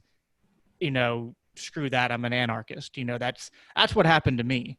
And that's what happens to a lot of people. I mean, I'm sure there are people that go straight from statist to anarchist just like that, but I've not encountered many of them except for one friend of mine I know who is a Christian anarchist as well, who he was pretty much raised a libertarian, and so he never really was the duopoly type of statist. He was a LP kind of statist, and now he's a full-on agorist, which, agorism is something that I find really a really good idea as far as that's something I want to learn more about. Yeah, it is a really cool philosophy for, resisting the state, not using voting, not using activism, even going out and speaking to people but just living your life in the recognition that you are free and that these people have an unrightful claim of authority over your life. But I just think to do that, you have to hit a critical mass of people who all kind of have that same drive and that same core philosophy. I mean, you got, a couple hundred people in a small town who decide that they're all going to Wait a minute, live. hold up, pause. But I think you're moving from agorism being a way of life to it having an effect. I agree with you on it having an effect, but if you look at how I behave, it's very agorist. Well, full agorism would be not even paying taxes, which is listen, people I know Larkin doesn't pay taxes and a lot of people don't. And if you don't want to pay your taxes, I will support you. I will bail you out of jail. I mean, actually, I've seen I'm all Larkin for it. Rose say that the paying of taxes is self-defense. I know, but some people, as an act of protest, avoid paying taxes, and it's I'm all for that if you can. But I agree with you; it's kind of self-defense, especially I have a wife and kids, so I'm kind of motivated to not get locked up in a cage. If I was single, I stop paying my taxes, I have to send my cats so you can take care of them while I'm locked in a cage. I'll do that for you. Just so we're clear, I need somebody to take care of my cats. That's all I ask. Well, there's so many, but that's one of the I had someone, he tried to pigeonhole me about, supporting the state. And it circled around the cake baker in Oregon, and I said, look, this person has this business. They have every right to refuse, but there are consequences in a market. Yep. Whether you like it or not, a market has consequences. Now, as a follower of Christ, I would have made the best cake they've ever seen. Put a note that says Jesus love you, have a happy marriage, and because my salvation, I don't get brownie points for not making cakes or whatever. So the question, you're an anarchist and you don't believe in war, so are you going to not haul for the military? And I said, okay, number one, I have hauled for the military. And I avoid it like the plague, not because it's not lucrative, because it is, because it's a pain in the ass to deal with. So if I can avoid going to a military base, I will, just because it wastes so much of my time. Okay. But guys, here's the problem with these absolutes. If I am not going to support the military with my truck, I can't haul food, I can't haul toilet paper, can't haul tires, can't haul car parts, because something in my trailer will eventually benefit a soldier somewhere. So the idea that I can peg my self-righteousness and say, I'm not going to do this because, well, you don't know in a market the ripple effects of everything you do. And it's too much work to try to do that, to say I'm not going to do this because. Let me say something. In our most recent episode with Brooks and KV, I don't know if y'all had a chance to listen to that or not. Not yet. Okay, he said something, and because I told him, I said, as in libertarian circles, we say taxation is theft, and he wasn't even familiar with Christian anarchism until I explained it to him, and he's like, well, that actually makes a lot of sense. But he said anything that we do is going to feel like some sort of submission, even if we don't agree with it. You know what I'm saying? So like, even if we pay taxes, it's somewhere down the road, those taxes are going to support some sort of evil. So you get what I'm saying? Like, Yeah. I understand what you're saying about no absolutes, but it's going to be an act of submission, which we were told to do, to submit to governing authorities, not obey them, but to submit. There's two different meanings behind those words. If you look Absolutely. if you look at the definitions in the Greek of submit and obey, like we're to obey God rather than man in Acts 5, or in Romans 13 to submit to governing authorities. If you look at the two definitions, they're opposite. They don't mean the same thing. And it's like Bruxy said in our episode. He said Paul had so many words he could have used, but he used submit on purpose. Well, it's just like my page is named Daniel 3, which ironically isn't about the story of Daniel, but about the other Hebrews, Meshach, Radshach, and Abednego. You know what? They disobeyed the state, but they submitted to the punishment. They submitted to the consequences. When I've told this story more than once. My favorite action when it's submitting to the state of Rosa Parks on the bus. Yep. She did not obey that ridiculous law. And she told the bus driver, said, I'm going to have to call the police. And she said, you may. And they did. And the cop showed up. She submitted.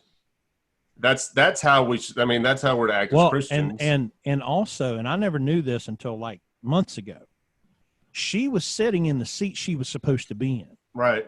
Right. I always had, and I asked my mother-in-law and I asked my mom, because, my mom was born in 42. I think my mother-in-law's been on 50. So that, they were old enough at that time. And I said, where was she sitting on the bus? And both of them said, oh, she was in the front. I'm like, no, she wasn't. She was sitting in the Negro seat where she was supposed to be. And they told her to give up her seat to a white man. And she said, no. Yeah. So it was kind of on both sides of it. She was sitting where she was supposed to be. And she didn't get on that bus. And I'm going to show them, but yeah, it's, of course, context. She is probably my favorite example of all of this. I mean, I love her story. Have you read A Renegade History of the United States by Thaddeus Russell yet? You asked me that when you had Abby and I on, and I just got a $200 Amazon gift card from work, and I've ordered a bunch of books, and that was one of them. I have not read it yet, but I do have it. Well, he did. In hand. He did an interview on his unregistered podcast with Hotep Jesus, and then Hotep Jesus had him on his, and they're each 3 hours. And dude, you talk about rich history surrounding African American history. And I didn't even know he had a podcast. How did I not know this? Oh, it's fantastic. I got to get out of my own world, man. I just live here in Craig's world, and I like my little echo chamber that I've created. so here's let's go to the practical reality. Okay. I believe, and I'm not jumping up and down and happy about it, I believe that Trump's going to win. I even think there's a possibility of a 50-0 landslide. No, I'm not. Oh, I hope it happens. I'm just observing. I'm watching the game. It's interesting. If you look at the Democrats, I think that they nominated Biden on purpose because they don't want to win. Oh, yeah. I agree. If they would have nominated anyone in the statist sense, again, I'm going to quote this, half decent, because none of them are decent, but Tulsi Gabbard could have wiped the floor with Donald Absolutely. There's not a doubt in my mind, but there's something I think, and I've said this to like my Trump supporting friends and family. The Democrats already have their guy in office. They're not interested in winning that seat. He's already there. Right. Trump, to me, has pulled the biggest scam on Republicans in history. He's a liberal dude. I mean, if you can't look at how he acts, he's a socialist for one. And I love the Republicans. We will never be a socialist nation. Dude. I shared a post. I don't know if you saw it on the anarcho-Christian page. Was it yesterday or the day before? And I was like pointing out, I was like, the Democrats are now brazenly socialist. The Republicans say they're against socialism, but more than half of what they support now is socialist. And I almost got to respect the Democrats a little bit more because they're at least more honest. I've said that. I've said that all along. I Yeah. have more respect for the left than I do the right. Absolutely. Because the left will tell you what they're going to do, and they'll do it. The right's going to be like, they'll be like, okay, now here it is. Here's the blatantly unconstitutional, evil, and immoral ways that we are going to usurp your personal liberty. Here it is. We're going to write it. There it is. And the Republicans are like, would you look at those evil bastards? Now, if you write us a big enough check, we'll do the same thing. The Republicans, to me, are absolutely reprehensible because they are bigger liars than the left. Yeah, I don't even debate the left anymore. Because I know what they're doing. But I debate the right more because I came from that side. Yeah. And I'm so frustrated with that it's like they're walking around like this. Yep. You know, and I've got family that just, my feed on Facebook is gross. Oh, I yeah. mean, I might now, if I'm sitting around just having a few beers, I'm probably going to comment on your post. Now, if I see it just in passing, I'm just going to pass it on by. But the bootlicking among conservatives is just sickening. But well, like when I had Jessica Green on, and I made the comment, awesome. I said, "Listen, to the left, guys, you can have all the social welfare you want. Man, we can build homeless housing. Hell, we can even do it with taxation if you'll just shut down the Pentagon. Yep. If you'll just stop killing, 30 to 50 million people in the last 75 years have died at the hands of the empire. You shut down the Pentagon, y'all can have all the social welfare you want. Hell, you can have universal health care. I'll give that to you if you'll just shut down the Pentagon, but none of them will ever do it. Obama didn't do it. Clinton didn't do it. None of these social justice heroes. Biden won't do it. So to the practical measure, because we've been probably an hour and a half now, Trump's going to win, right? And now I do. If you look, which of course the American media never covers this, but if you look at what a lot of these world people are saying, World Health Organization, World Economic Forum, Bill and Melinda Gates, there's a lot of people that are using this build back better, the Great Reset. I think there's a potential that the reason the Democrats want to lose and let Trump have another 4 years is they can blame their next terrorist attack on him. I do believe that we're about to see the last. Well, either that or the economic crash that's definitely on the horizon. Whoever is in the office, which was starting way before COVID. Yeah, I mean, well, I can't even blame Trump. Not that Trump did anything to help it, but the economic collapse was coming way before even Trump started. I mean, Obama set things in motion. Really, Bush. There's no difference, Scott. It's like you just keep going back. They do the same. They all do the same Keynesian socialist nonsense that just keeps on, destroying the value of the dollar. It's an oxymoron to say value of the dollar anymore. It has no value except for people that haven't caught up yet. And so Craig, you'll probably dig this. It's a sports analogy. Here's how I see it. I don't watch NASCAR, by the way. So if we're going NASCAR, I'm not going to understand it. I'll give you football, okay? This is how I look at it, all right? You've got all these globalists. You've got all these people, these elites that love power, okay? And right now, they are like on the 3-yard line. They're backed up into the end zone. It's 4th and 15. The clock's got 3 seconds left, and their only shot to win is a Hail Mary 95 yards to the other end, right? That's it. That's where we're at right now. The market and innovation and technology and the way that social media has connected people across borders and across faiths and across ethnicities and people are able to connect more, and human beings are more connected than we've ever been, and we're having good conversations, and we've pushed these people back as far as they can go, and they got one shot left. They tried all their stuff, the lockdowns, and that's blowing up in their face, and it's not going the way they want it to go. And we're about to see their last Hail Mary. And I believe that when the ball gets to the other end, it's going to be nothing but air, and they're done. The game's over. So I have a really optimistic outlook, and that's why I can say I don't care. Biden, Trump, Jordan, whatever. It's not going to matter, because the end of the state as we know it, and guys, let's think about it.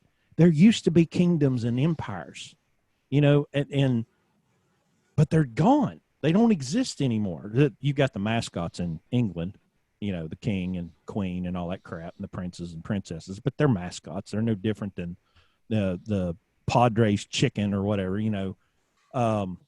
or Big Al at University of Alabama, a big elephant running around. That's all they are. And do you understand that? When I lived in Arkansas, and I don't mean to derail your conversation, but when I went to an Arkansas Razorback basketball game, they played Alabama, and we were leaving the game, and there's some Alabama fans, and this guy's like, "Hey, what's the point of the elephant? What does that mean with Crimson Tide? I don't get it." Well, I tell you, they couldn't answer it. Well, I think if you've ever, even if you don't watch sports, go dig up the ESPN documentary Roll Tide War Eagle. If you want to understand how I look at politics, it's Alabama and Auburn, because all the other schools and all the other sports think they have a rivalry, and then there's Auburn and Alabama, where a guy, because someone taped a Cam Newton jersey to Bear Bryant's statue, the dude went to Toomer's Corner in Auburn and poisoned the trees. Yes. And when they interviewed him, and he said, "Just had too much Bama in me," And so you look at that and you're like, well, how dumb is that? But people, when you go to a wedding and you walk in and they're seating you and it's the bride or groom, in Alabama, you walk into the wedding and you Auburn or Alabama, because they will separate the Auburn and Alabama fans, because that's how ridiculous it is. Well, I see red and blue the same way.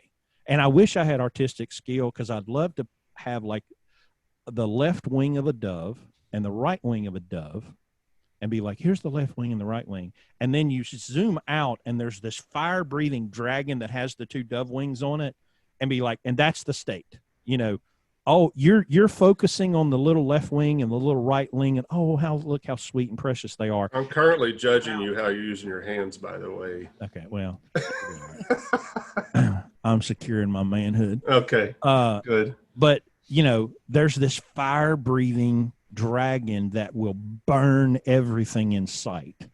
But I have the artistic skill of the cinder block, so I can't pull it off. But so somebody's listening, y'all go ahead and make that happen. We have Jacob said something in his live stream yesterday. He's talking about the bad Roman, about how we are in your face. And that was something that we wanted to be. Like, we weren't going to be pacifist about it. Mission accomplished. So, and I can't take any credit for our memes. I have Nathan Javoya. He does all that. He handles our social media for the most part when it comes to memes and stuff. And that dude is incredible. And he's pretty savage.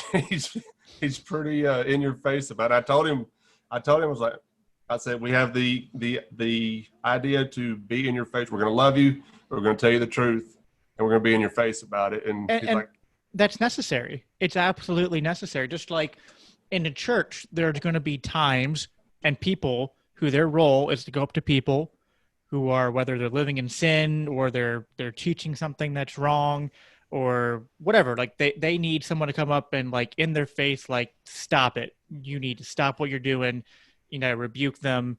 But then like they might not be the same person who's going to check up with them the day later and pray with them and help work on healing. And, like the person who evangelizes isn't going to necessarily be the person up doing a deep study on, Romans 13 or whatever. So, we all have different roles and styles, and,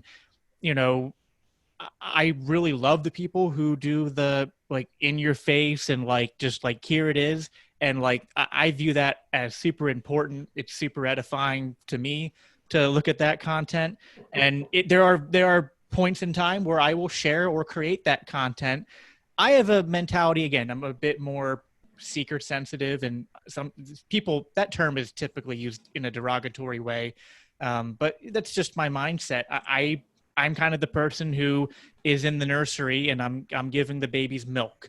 You know what I mean? Like, or I'm in children's school and I'm teaching, I'm trying to explain to 6-year-olds and 8-year-olds why Jesus died on the cross. You know what I mean? Like, I'm trying to explain to people the truth, but I also have to, like you said, it's watering it down. And I'm like, I'm not watering it down at certain points in time with people because I'm trying to be inconsistent. It's just I'm trying to meet people where they are at and to give them as much as they can handle. I'm all for that. I think we should do that.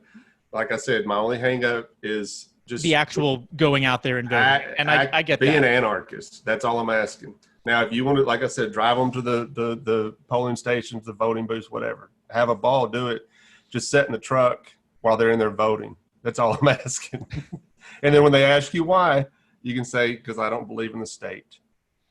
Well, there have been times where people know that I have voted, but then they'll be like, oh, who are you voting for this time? No one. They all, you know what I mean? So and again, I'm going out there and telling people about Joe at certain times when they're hardcore statists and trying to get them to vote for her over Trump and Biden. But like I said, I could sleep in November, whatever day it is, and forget to vote, and I'm not going to do it. Sleep over. Sleep in. Yeah, Craig's now going to be waiting the night before praying, at his bed, like, don't let Jacob wake up in the morning. I'm going to shoot you a message. I was like, you better be asleep right now and sleep throughout the day until Craig, I've got something to show you here that Jacob's probably seen. I'm going to bring this up on the screen. Do you see it? Don't blame me. I voted for Wagner. Oh, these God, I've seen those. Oh man, the anti-Tom Wolf rhetoric in PA has reached hysterical heights. I don't guess I get it. So okay, so that the guy on the right is Tom Wolf. He's the PA governor, and he's been one of the more cringe governors as far as enforcing COVID mandates and all their virtue signaling. And the woman over the shoulder is the Levine, the health director. But I saw these billboards start popping up in Pennsylvania after all the lockdowns, and he started his in March, and probably in April these billboards started showing up. And next time I go up through Allentown, I've got to take some pictures because Levi Valley Health Network, dude, has spent $1 million on billboards with all of these doctors and nurses with masks on. It just says heroes, heroes, heroes. I bet you there's 20 billboards from Allentown up toward Scranton. And people don't understand that messaging, but what to our discussion, what makes it funny to me is people are like, oh yeah, don't blame me, I voted for Wagner. And I'm thinking, you think if Wagner got in, it'd be any different? No. Nope. Absolutely not. I said the same thing when I voted for Mitt Romney and John McCain.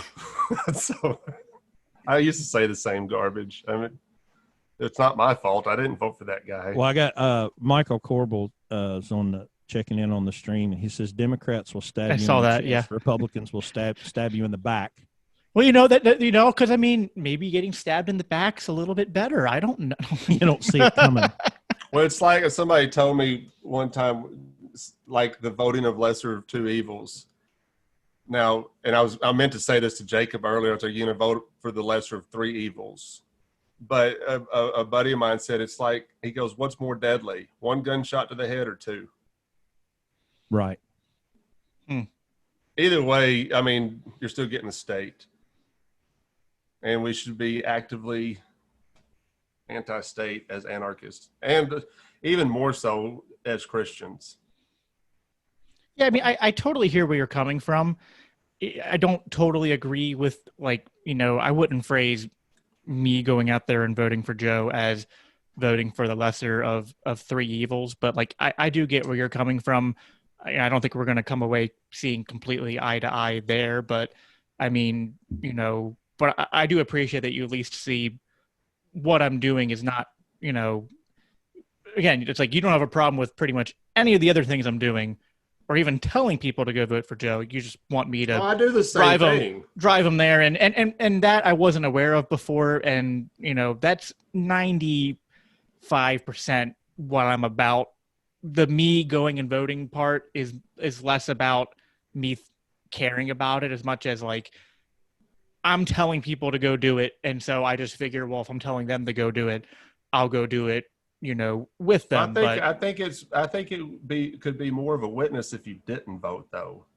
Like you can tell them to do it, Maybe. but they're going to question. Well, but why didn't Jacob vote though? I mean, he's pushing us to vote for a third party candidate, but why didn't he do it? And then you can explain why. I feel like it could go both ways. Like some people might be like impressed by it. Other people might be like, what's up with this dude? Like he's inconsistent. He told us to vote for this person and now he's not doing it. So again, it's like I think in this instance, that's why I always say if you feel the need to vote, if you still feel the need to vote when I'm talking to people, then vote for a third party candidate. At least do that. Now, right. As anarchists, let's stay consistent.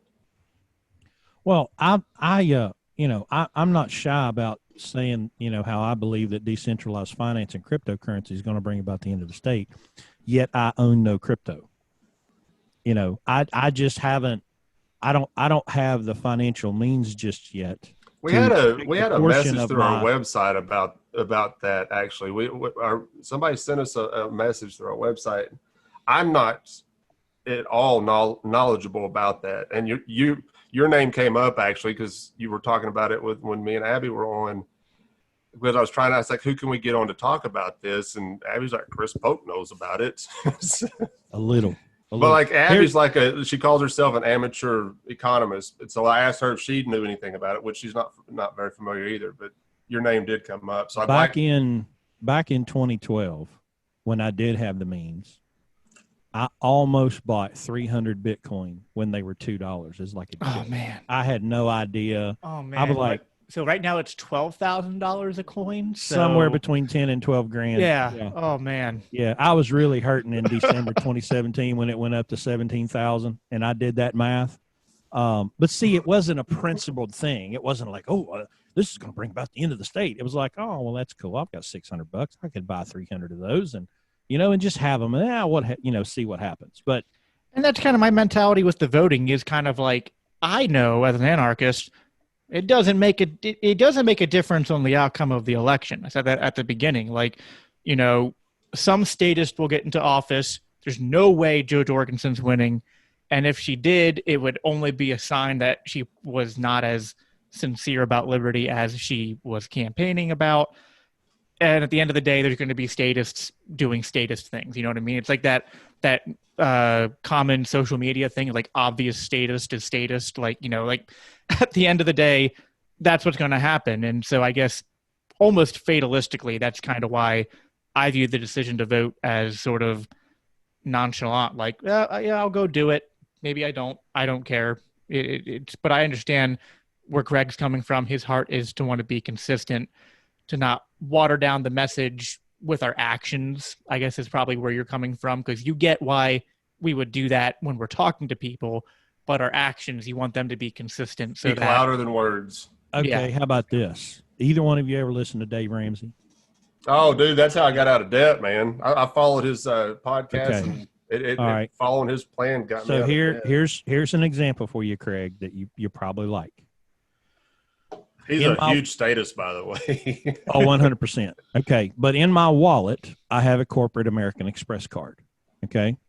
And my boss uses American Express, because when a truck breaks down and it's $10,000, we got to be able to swipe the card and get moving. Right. So what does Dave Ramsey say about American Excess? He hates American Express with a passion. Right. Mm-hmm. Okay. I could show Dave.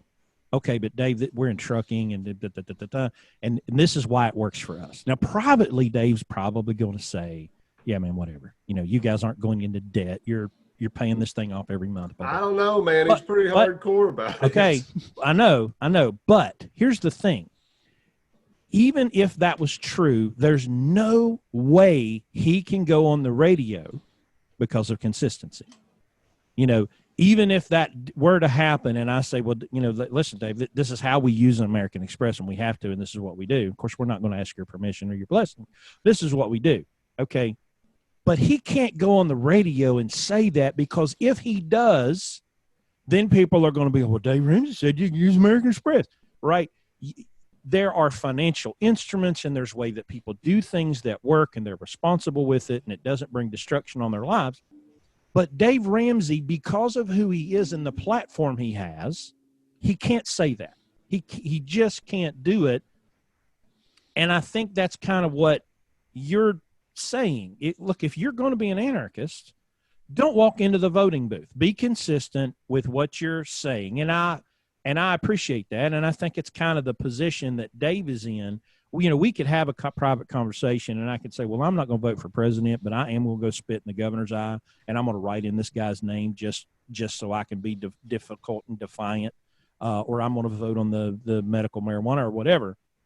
But I completely understand where you're coming from, that if you're going to have a bad Roman project, and you're going to, or I'm going to have Unbeliever or Jacob's going to have Daniel 3, then there's probably a legitimate criticism to say, well, then don't go do what you say is the complete opposite of what you believe. I can completely accept that and respect that. But at the end of the day, maybe what I'm going to do privately doesn't have to, not everybody's got to know about that,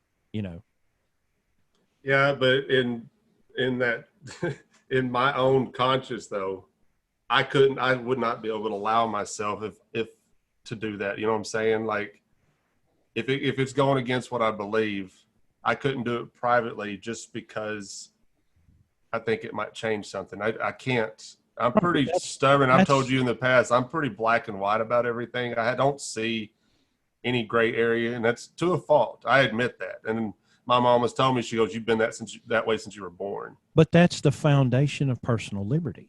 Well, is I can go do things that someone else may say, well, I absolutely can't do that. That's the beauty of liberty, and that's what liberty should be.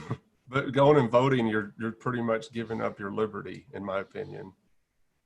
Your personal liberty. That's where we slightly disagree, because to me, it's just like, I'm not going to ask the state to provide me liberty, because it's never going to happen. I don't care. Right. Who's in charge. And I agree. And I don't agree that, it's like I don't go to protests because I'm asking them for liberty. I'm more like going in protest saying, hey, you guys have no right to do this, and I'm not going to ask for my liberty. I have it. I was born with it. God gave me rights, and I'm going to demand that you stop infringing upon them. That's to me what why I go to certain protests. That's what my message is. It's not like, please give me rights. It's like, no, hey, stop oppressing the rights that God gave me. I've also seen you say that by voting, I'm trying to get the state's boot off of my neck.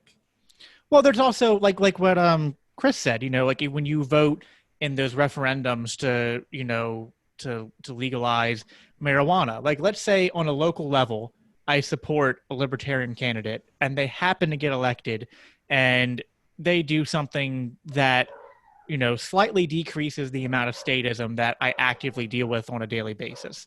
It's like, I don't think that voting is going to actually remove the entire boot. I mean, like the entire government is not going to go away just through the act of voting alone. I mean, the Mises Caucus kind of pushes the idea that you can do this decentralization revolution where you get all the state and then all the local levels to basically pass all this nullification and stuff at the local level, and then secession, which sounds really good in theory. I kind of feel like it's doomed, like most human endeavors, but that it's a little bit different than like, oh, I'm just going to vote and someone's going to get into office and rip everything. At the federal level, it's all doomed. The local and state level, it's like, I'm more convinced than not that it's doomed, but I think there's more possibility there. I'm very, probably more than I come across, I'm very skeptical of even my own beliefs and convictions. And I a little bit different than you. You're stubborn in wanting to be consistent, and I'm sometimes stubborn in wanting to, I don't want to phrase this correctly because it could come across as an insult or cocky, I'm but it's already really judging not. you. Yeah. But like I'm very stubborn about like not wanting to be too prideful to admit that like, well, I could be wrong or I could be seeing this the wrong way. It's like I'm always,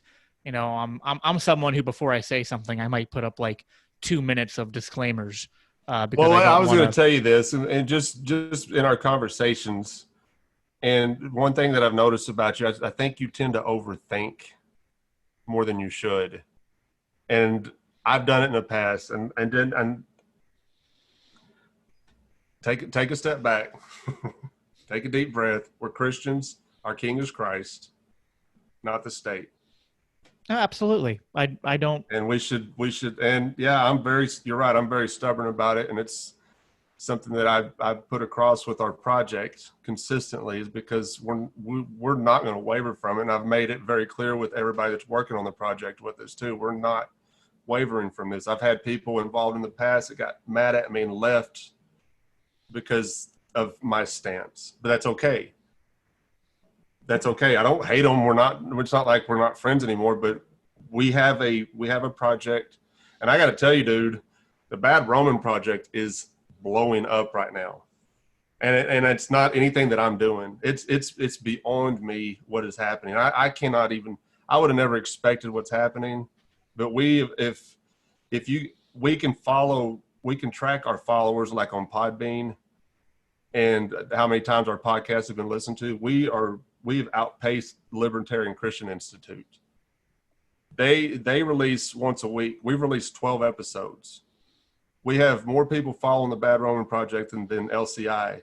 And they've been listened to like 1,800 times, and they've been doing a lot longer. We've been listened to over 2,000 times. And it's unbelievable to me. And I'm not saying this to boast. It's just incredible to me what's happening. And I really love the fact that people are latching onto it. And I think that has a lot to do with our consistency. I've told Steven in the past, I love Steven's podcast. I texted him last night. I was like, dude, where's your podcast at, man? I look every day for, he's been pretty busy with work and stuff, and he's going to get back on it. But I told him he is more consistent with his message as well than like other podcasts. And that's why I like, and he has a way of teaching that I wish I could. I'm very jealous of the way he can teach. I have to have somebody to play off of. Like he can do an episode and just teach us something. I couldn't do that, dude. I would sit here and stumble, ramble all over the place. I need somebody to talk to play off of, but yeah. Well, I hear where you're coming from, and I just like to wrap it up. I said this to you before, and when we were getting ready to do this, and you didn't necessarily agree with it, and I want to see, like my last question before we got to go would be to see maybe if you agree with it now, but like I feel like the difference between you and me is not our core philosophy. It's more personality and kind of like the nitty gritty of application of what we do. And you were not sure. You were like, well, I don't know. That's why I want to hash this out. Because I think we might have some differences in our core philosophy. Well, when we first started talking about doing this, I was not for it. Chris knows that. Abby knows that. Because in our conversations, just in the group, we've gone pretty hard at each other. In these conversations, and I did not want to get on here and do this and sound like a jerk. And if I have, I apologize. But and I told you this last night. My biggest fear is being a stumbling block to somebody, whether it's Christianity or anarchism. And so I didn't want to say something to come across as a jerk to you, and that's why I was very hesitant. But the more I thought about it, and I blame Abby for all of this, by the way, because she kept pushing me to do this. And we needed to talk about this, not just for us. I think we've come to an understanding with this conversation, but I think we need to do this for the remnant. You know what I'm saying? Like people are out there that are tuning into stuff like this, because there's the people on the fence about what we're talking about. I'm telling you, like I told you, my mom is this close, but there's things that she just is not comfortable with, but they're there. And I'm sure you get messages too on your page, but I get a lot of them, you know, through our website and through the page. And there's people asking questions, and those are the folks that we need to be focusing on. Not the people that are dug in. Larkin Rose has done a good job. He put out this little pamphlet called "What Anarchy Isn't," and he does a great job of making the point that everybody's an anarchist. They just don't realize it. Right. You know that, and here's why I think Bad Roman's growing, and I think Unbeliever has value. I think Daniel 3 has value. I've just got to stop working 150 hours a week so I could produce content. But, you know, we owe a lot of this to Adam Curry, the Podfather, you know, that invented podcasting. Okay. Then Joe Rogan took it to another level, right? Because why is Joe Rogan so popular? Well, he's funny. He's entertaining. He's a good interviewer. But people like long-form conversation. Jordan Peterson made this great point that I'll butcher, but I'll boil it down to this. He's talking about how media tells us that we're dumb, incompetent amoebas that can't handle complex issues. Yet, look at Game of Thrones. You know, what do we want in entertainment? We want 4,700 hour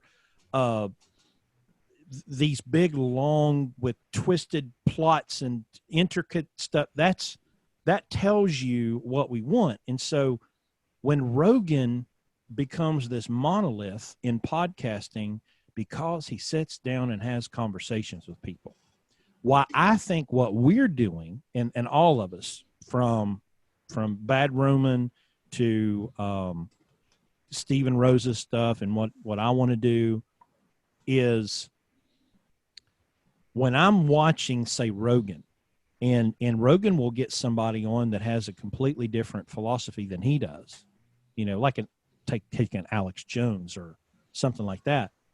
I sit and think, boy, man, if they could just get a little bit of anarchy, you know, if they could just get a little bit of the kingdom, if they could get a little bit of this, well, we got that, you know, so we can have conversations. Yeah. But we can proclaim the message of liberty, the message of Christ, the gospel, and the new kingdom. And I think this platform and this philosophy, I mean, if you think about it, it's so tiny right now. Mm-hmm. But comparatively speaking, you know, it hardly even exists compared to 10 years ago. And you talk about an explosion and a revolution and a reformation. There's no stopping it. The genie's out of the bottle. You ain't putting it back. I'm a huge advocate for different perspectives. And that's what we try to do with our project. Like, I can't sit and spout off behind a microphone and reach everybody. But I can have people with a different perspective that might. Like, I could have Jacob on our show, and he's going to resonate with somebody that I can't. I love getting as many people involved as possible because we need those voices. These voices need to be heard. And the more voices I encourage anybody thinking about doing a podcast, do it. Start a podcast. Come on my show. I'll promote you. I'll get your voice out there. Because I think this is not a competition to me. I think we're a small family, and we're doing this to advance the kingdom of Christ. We're doing this to advance anarchy. And I want as many people involved. That's why we asked listeners to write a blog or send us a submission for our blog. That's been blowing up lately too. My poor project coordinator, I don't know if she knew what she was getting into, but she's been working tight. Like, she handles the website, she handles all the editing for the podcast, and now she also handles the blog and stuff. And we're wearing her out. People are sending these submissions in, and I'm very proud of the work that she's doing, because she's pretty phenomenal. Chris, which I think you submitted, have y'all finished that? I haven't. She emailed me the other day, and I got 17 irons in the fire, and I'm trying to get off the road. I'm hoping maybe another 6 months, and I can have a normal life. Not Yeah, I get driving. that. I mean, we're working a ton of hours at work, and I'm thankful that we've got so many episodes recorded ahead of time. We've got enough stuff recorded right now to get us through the end of the year. Yeah, that's what I'm Release it working every on 2 weeks. right now is because I work crazy. I mean, I work probably 60, 70-hour weeks. And I got to also like, I want to get this going, but I also have to like stay, reserved because like I can't just not spend time with my family. I have to honor my commitment to my wife and my children first. Well, that's why you need to get some Yeah. people involved and help with your project, because when I started the Bad Roman, there was no way in hell I was going to be able to do this by myself. I don't know how anybody handles a podcast by themselves. I didn't realize how much work it was till I got I into didn't it. I either. mean, to edit everything and to manage a website and to Oh, see, I wouldn't be able to do that. If you listen to my unedited versions of the podcast, it's retarded. But she does such a fantastic job of cleaning it up for us that it almost sounds like we know what we're doing over here. I can be stubborn. Like, I don't always like to ask people to do things that I know I can do, but I have to get better at realizing I only have so many hours a day to. Got to delegate, man. That's what I did with especially our social media, with Nathan taking over that for the most part. It's really freed me up just to focus on the podcast. Like when I was trying to do it in the beginning, I was trying to do all of it, and it was really wearing on me. It's impossible. With everybody involved, and we've got more than just Nathan helping with this. That it's really made my job a lot easier. I mean, I can get behind a mic for an hour maybe if I can find some free time and record an episode, and then I'm done. Well, I'll finish with this because I probably got to get going here in a minute. I'll finish with this. I will say, based on our conversation, that I'm going to change when someone asks me if I'm voting this year, it's no longer voting for Joe, it's undecided. Because you have brought up some good points. I'm not totally swayed, but I hear where you're coming from, and I want to think about it some more. I want to work it out in my head a bit more. Is this where I declare victory like Abby did in y'all's episode? She told me, you're almost to the point where I declare well, you know what's victory. funny in that episode, I don't feel like I changed my perspective at all. I just we realized we were much closer to kind of the same thing that happened today. We were no, today I feel like you brought up some points because I was really coming at my heart is really for like what I am doing as far as reaching people, but I think that the point that you brought up that I really hadn't considered and that I should, which is that I can do all that, but I don't, at the end of the day, have to actually show up and step into the booth.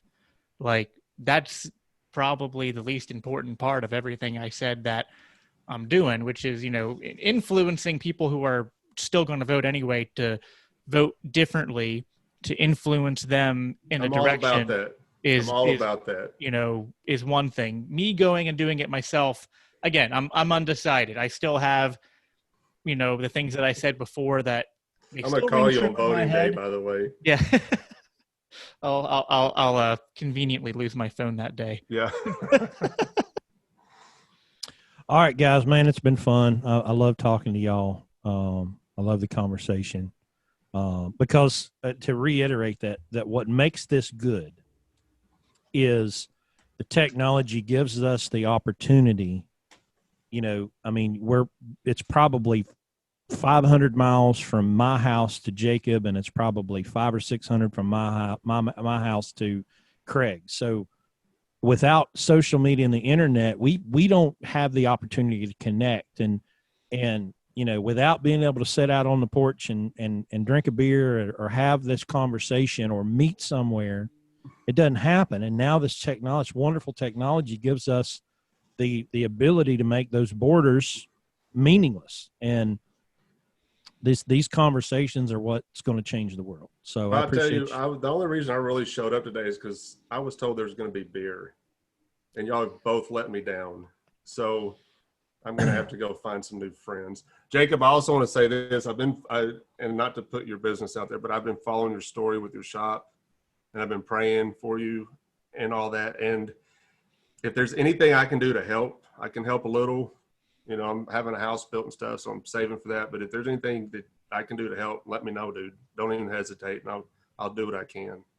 Well, thank you. I appreciate that. And, I think we'll, I'm thinking and hoping that we're going to make it through, but it's just always tough when you're kind of, getting through the skin of your teeth. You know what I mean? No, I get it. It's tough it's tough trying to balance all of this. I mean, like, I have things that I feel convicted to do like this, but I also have the commitment to my family, and, I could just work 90-hour weeks and that would solve everything, but that would only, like, that'd get us more money, but at the same time, then my kids would just be like, where's daddy? Well, can I just say this? Just get rid of your family and get a couple of cats, and it's a whole lot easier. They take care of themselves. You got to clean up after them a little bit, but for the most part, they're a lot easier to deal with than family. I want to add something to that, because there's a lot of these little commie socialists that love to rag on business, and they're having a field day with landlords right now. Dude, I bet we've spent $60,000 in the last 2 months on truck repairs. We had major catastrophic failures with trucks in our business. And, if we didn't have the ability to make a profit and have that money sitting there when it hit the fan, and engines breaking and transmissions breaking, and having to go buy trucks and pay that $25,000 American Express bill, our drivers are homeless, and so I'm not get off on a tangent, but we pay the bills for 5 drivers and their families. And, I wish some of these idiots that live in their mom's basement that love to criticize people in business, if they had to do what we had to do for about a month, they'd be crying. So. No, you're right. And yeah, I mean, we could do a whole other episode on the way the lockdowns have been terrible for especially mom and pop shops. I mean, it's funny. The left likes to talk about how much they hate corporations. This has been great for corporations. Oh, what it's really killed is small mom and pop shops. I mean, and have you seen, really brutal. Well, we're getting on a tangent, but I'm telling you, have you seen now these blue check marks on Twitter being like, well, mom, small businesses really aren't that good. I mean, they don't pay their workers well, and they have a big carbon footprint. And I'm thinking, what the hell happened? And all of a sudden the corporations have completely got the run of the world. And I'll tell y'all this, and y'all both know how stubborn I am. I'm going to be completely stubborn. If this stuff ever ends, every place that's let me come in without a mask, that's where I'm shopping from now on. Oh yeah.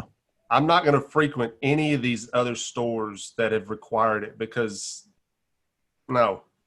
you've ruined it. And I actually hope, I'm going to be one of these leftists, I hope all those big corporations fall apart.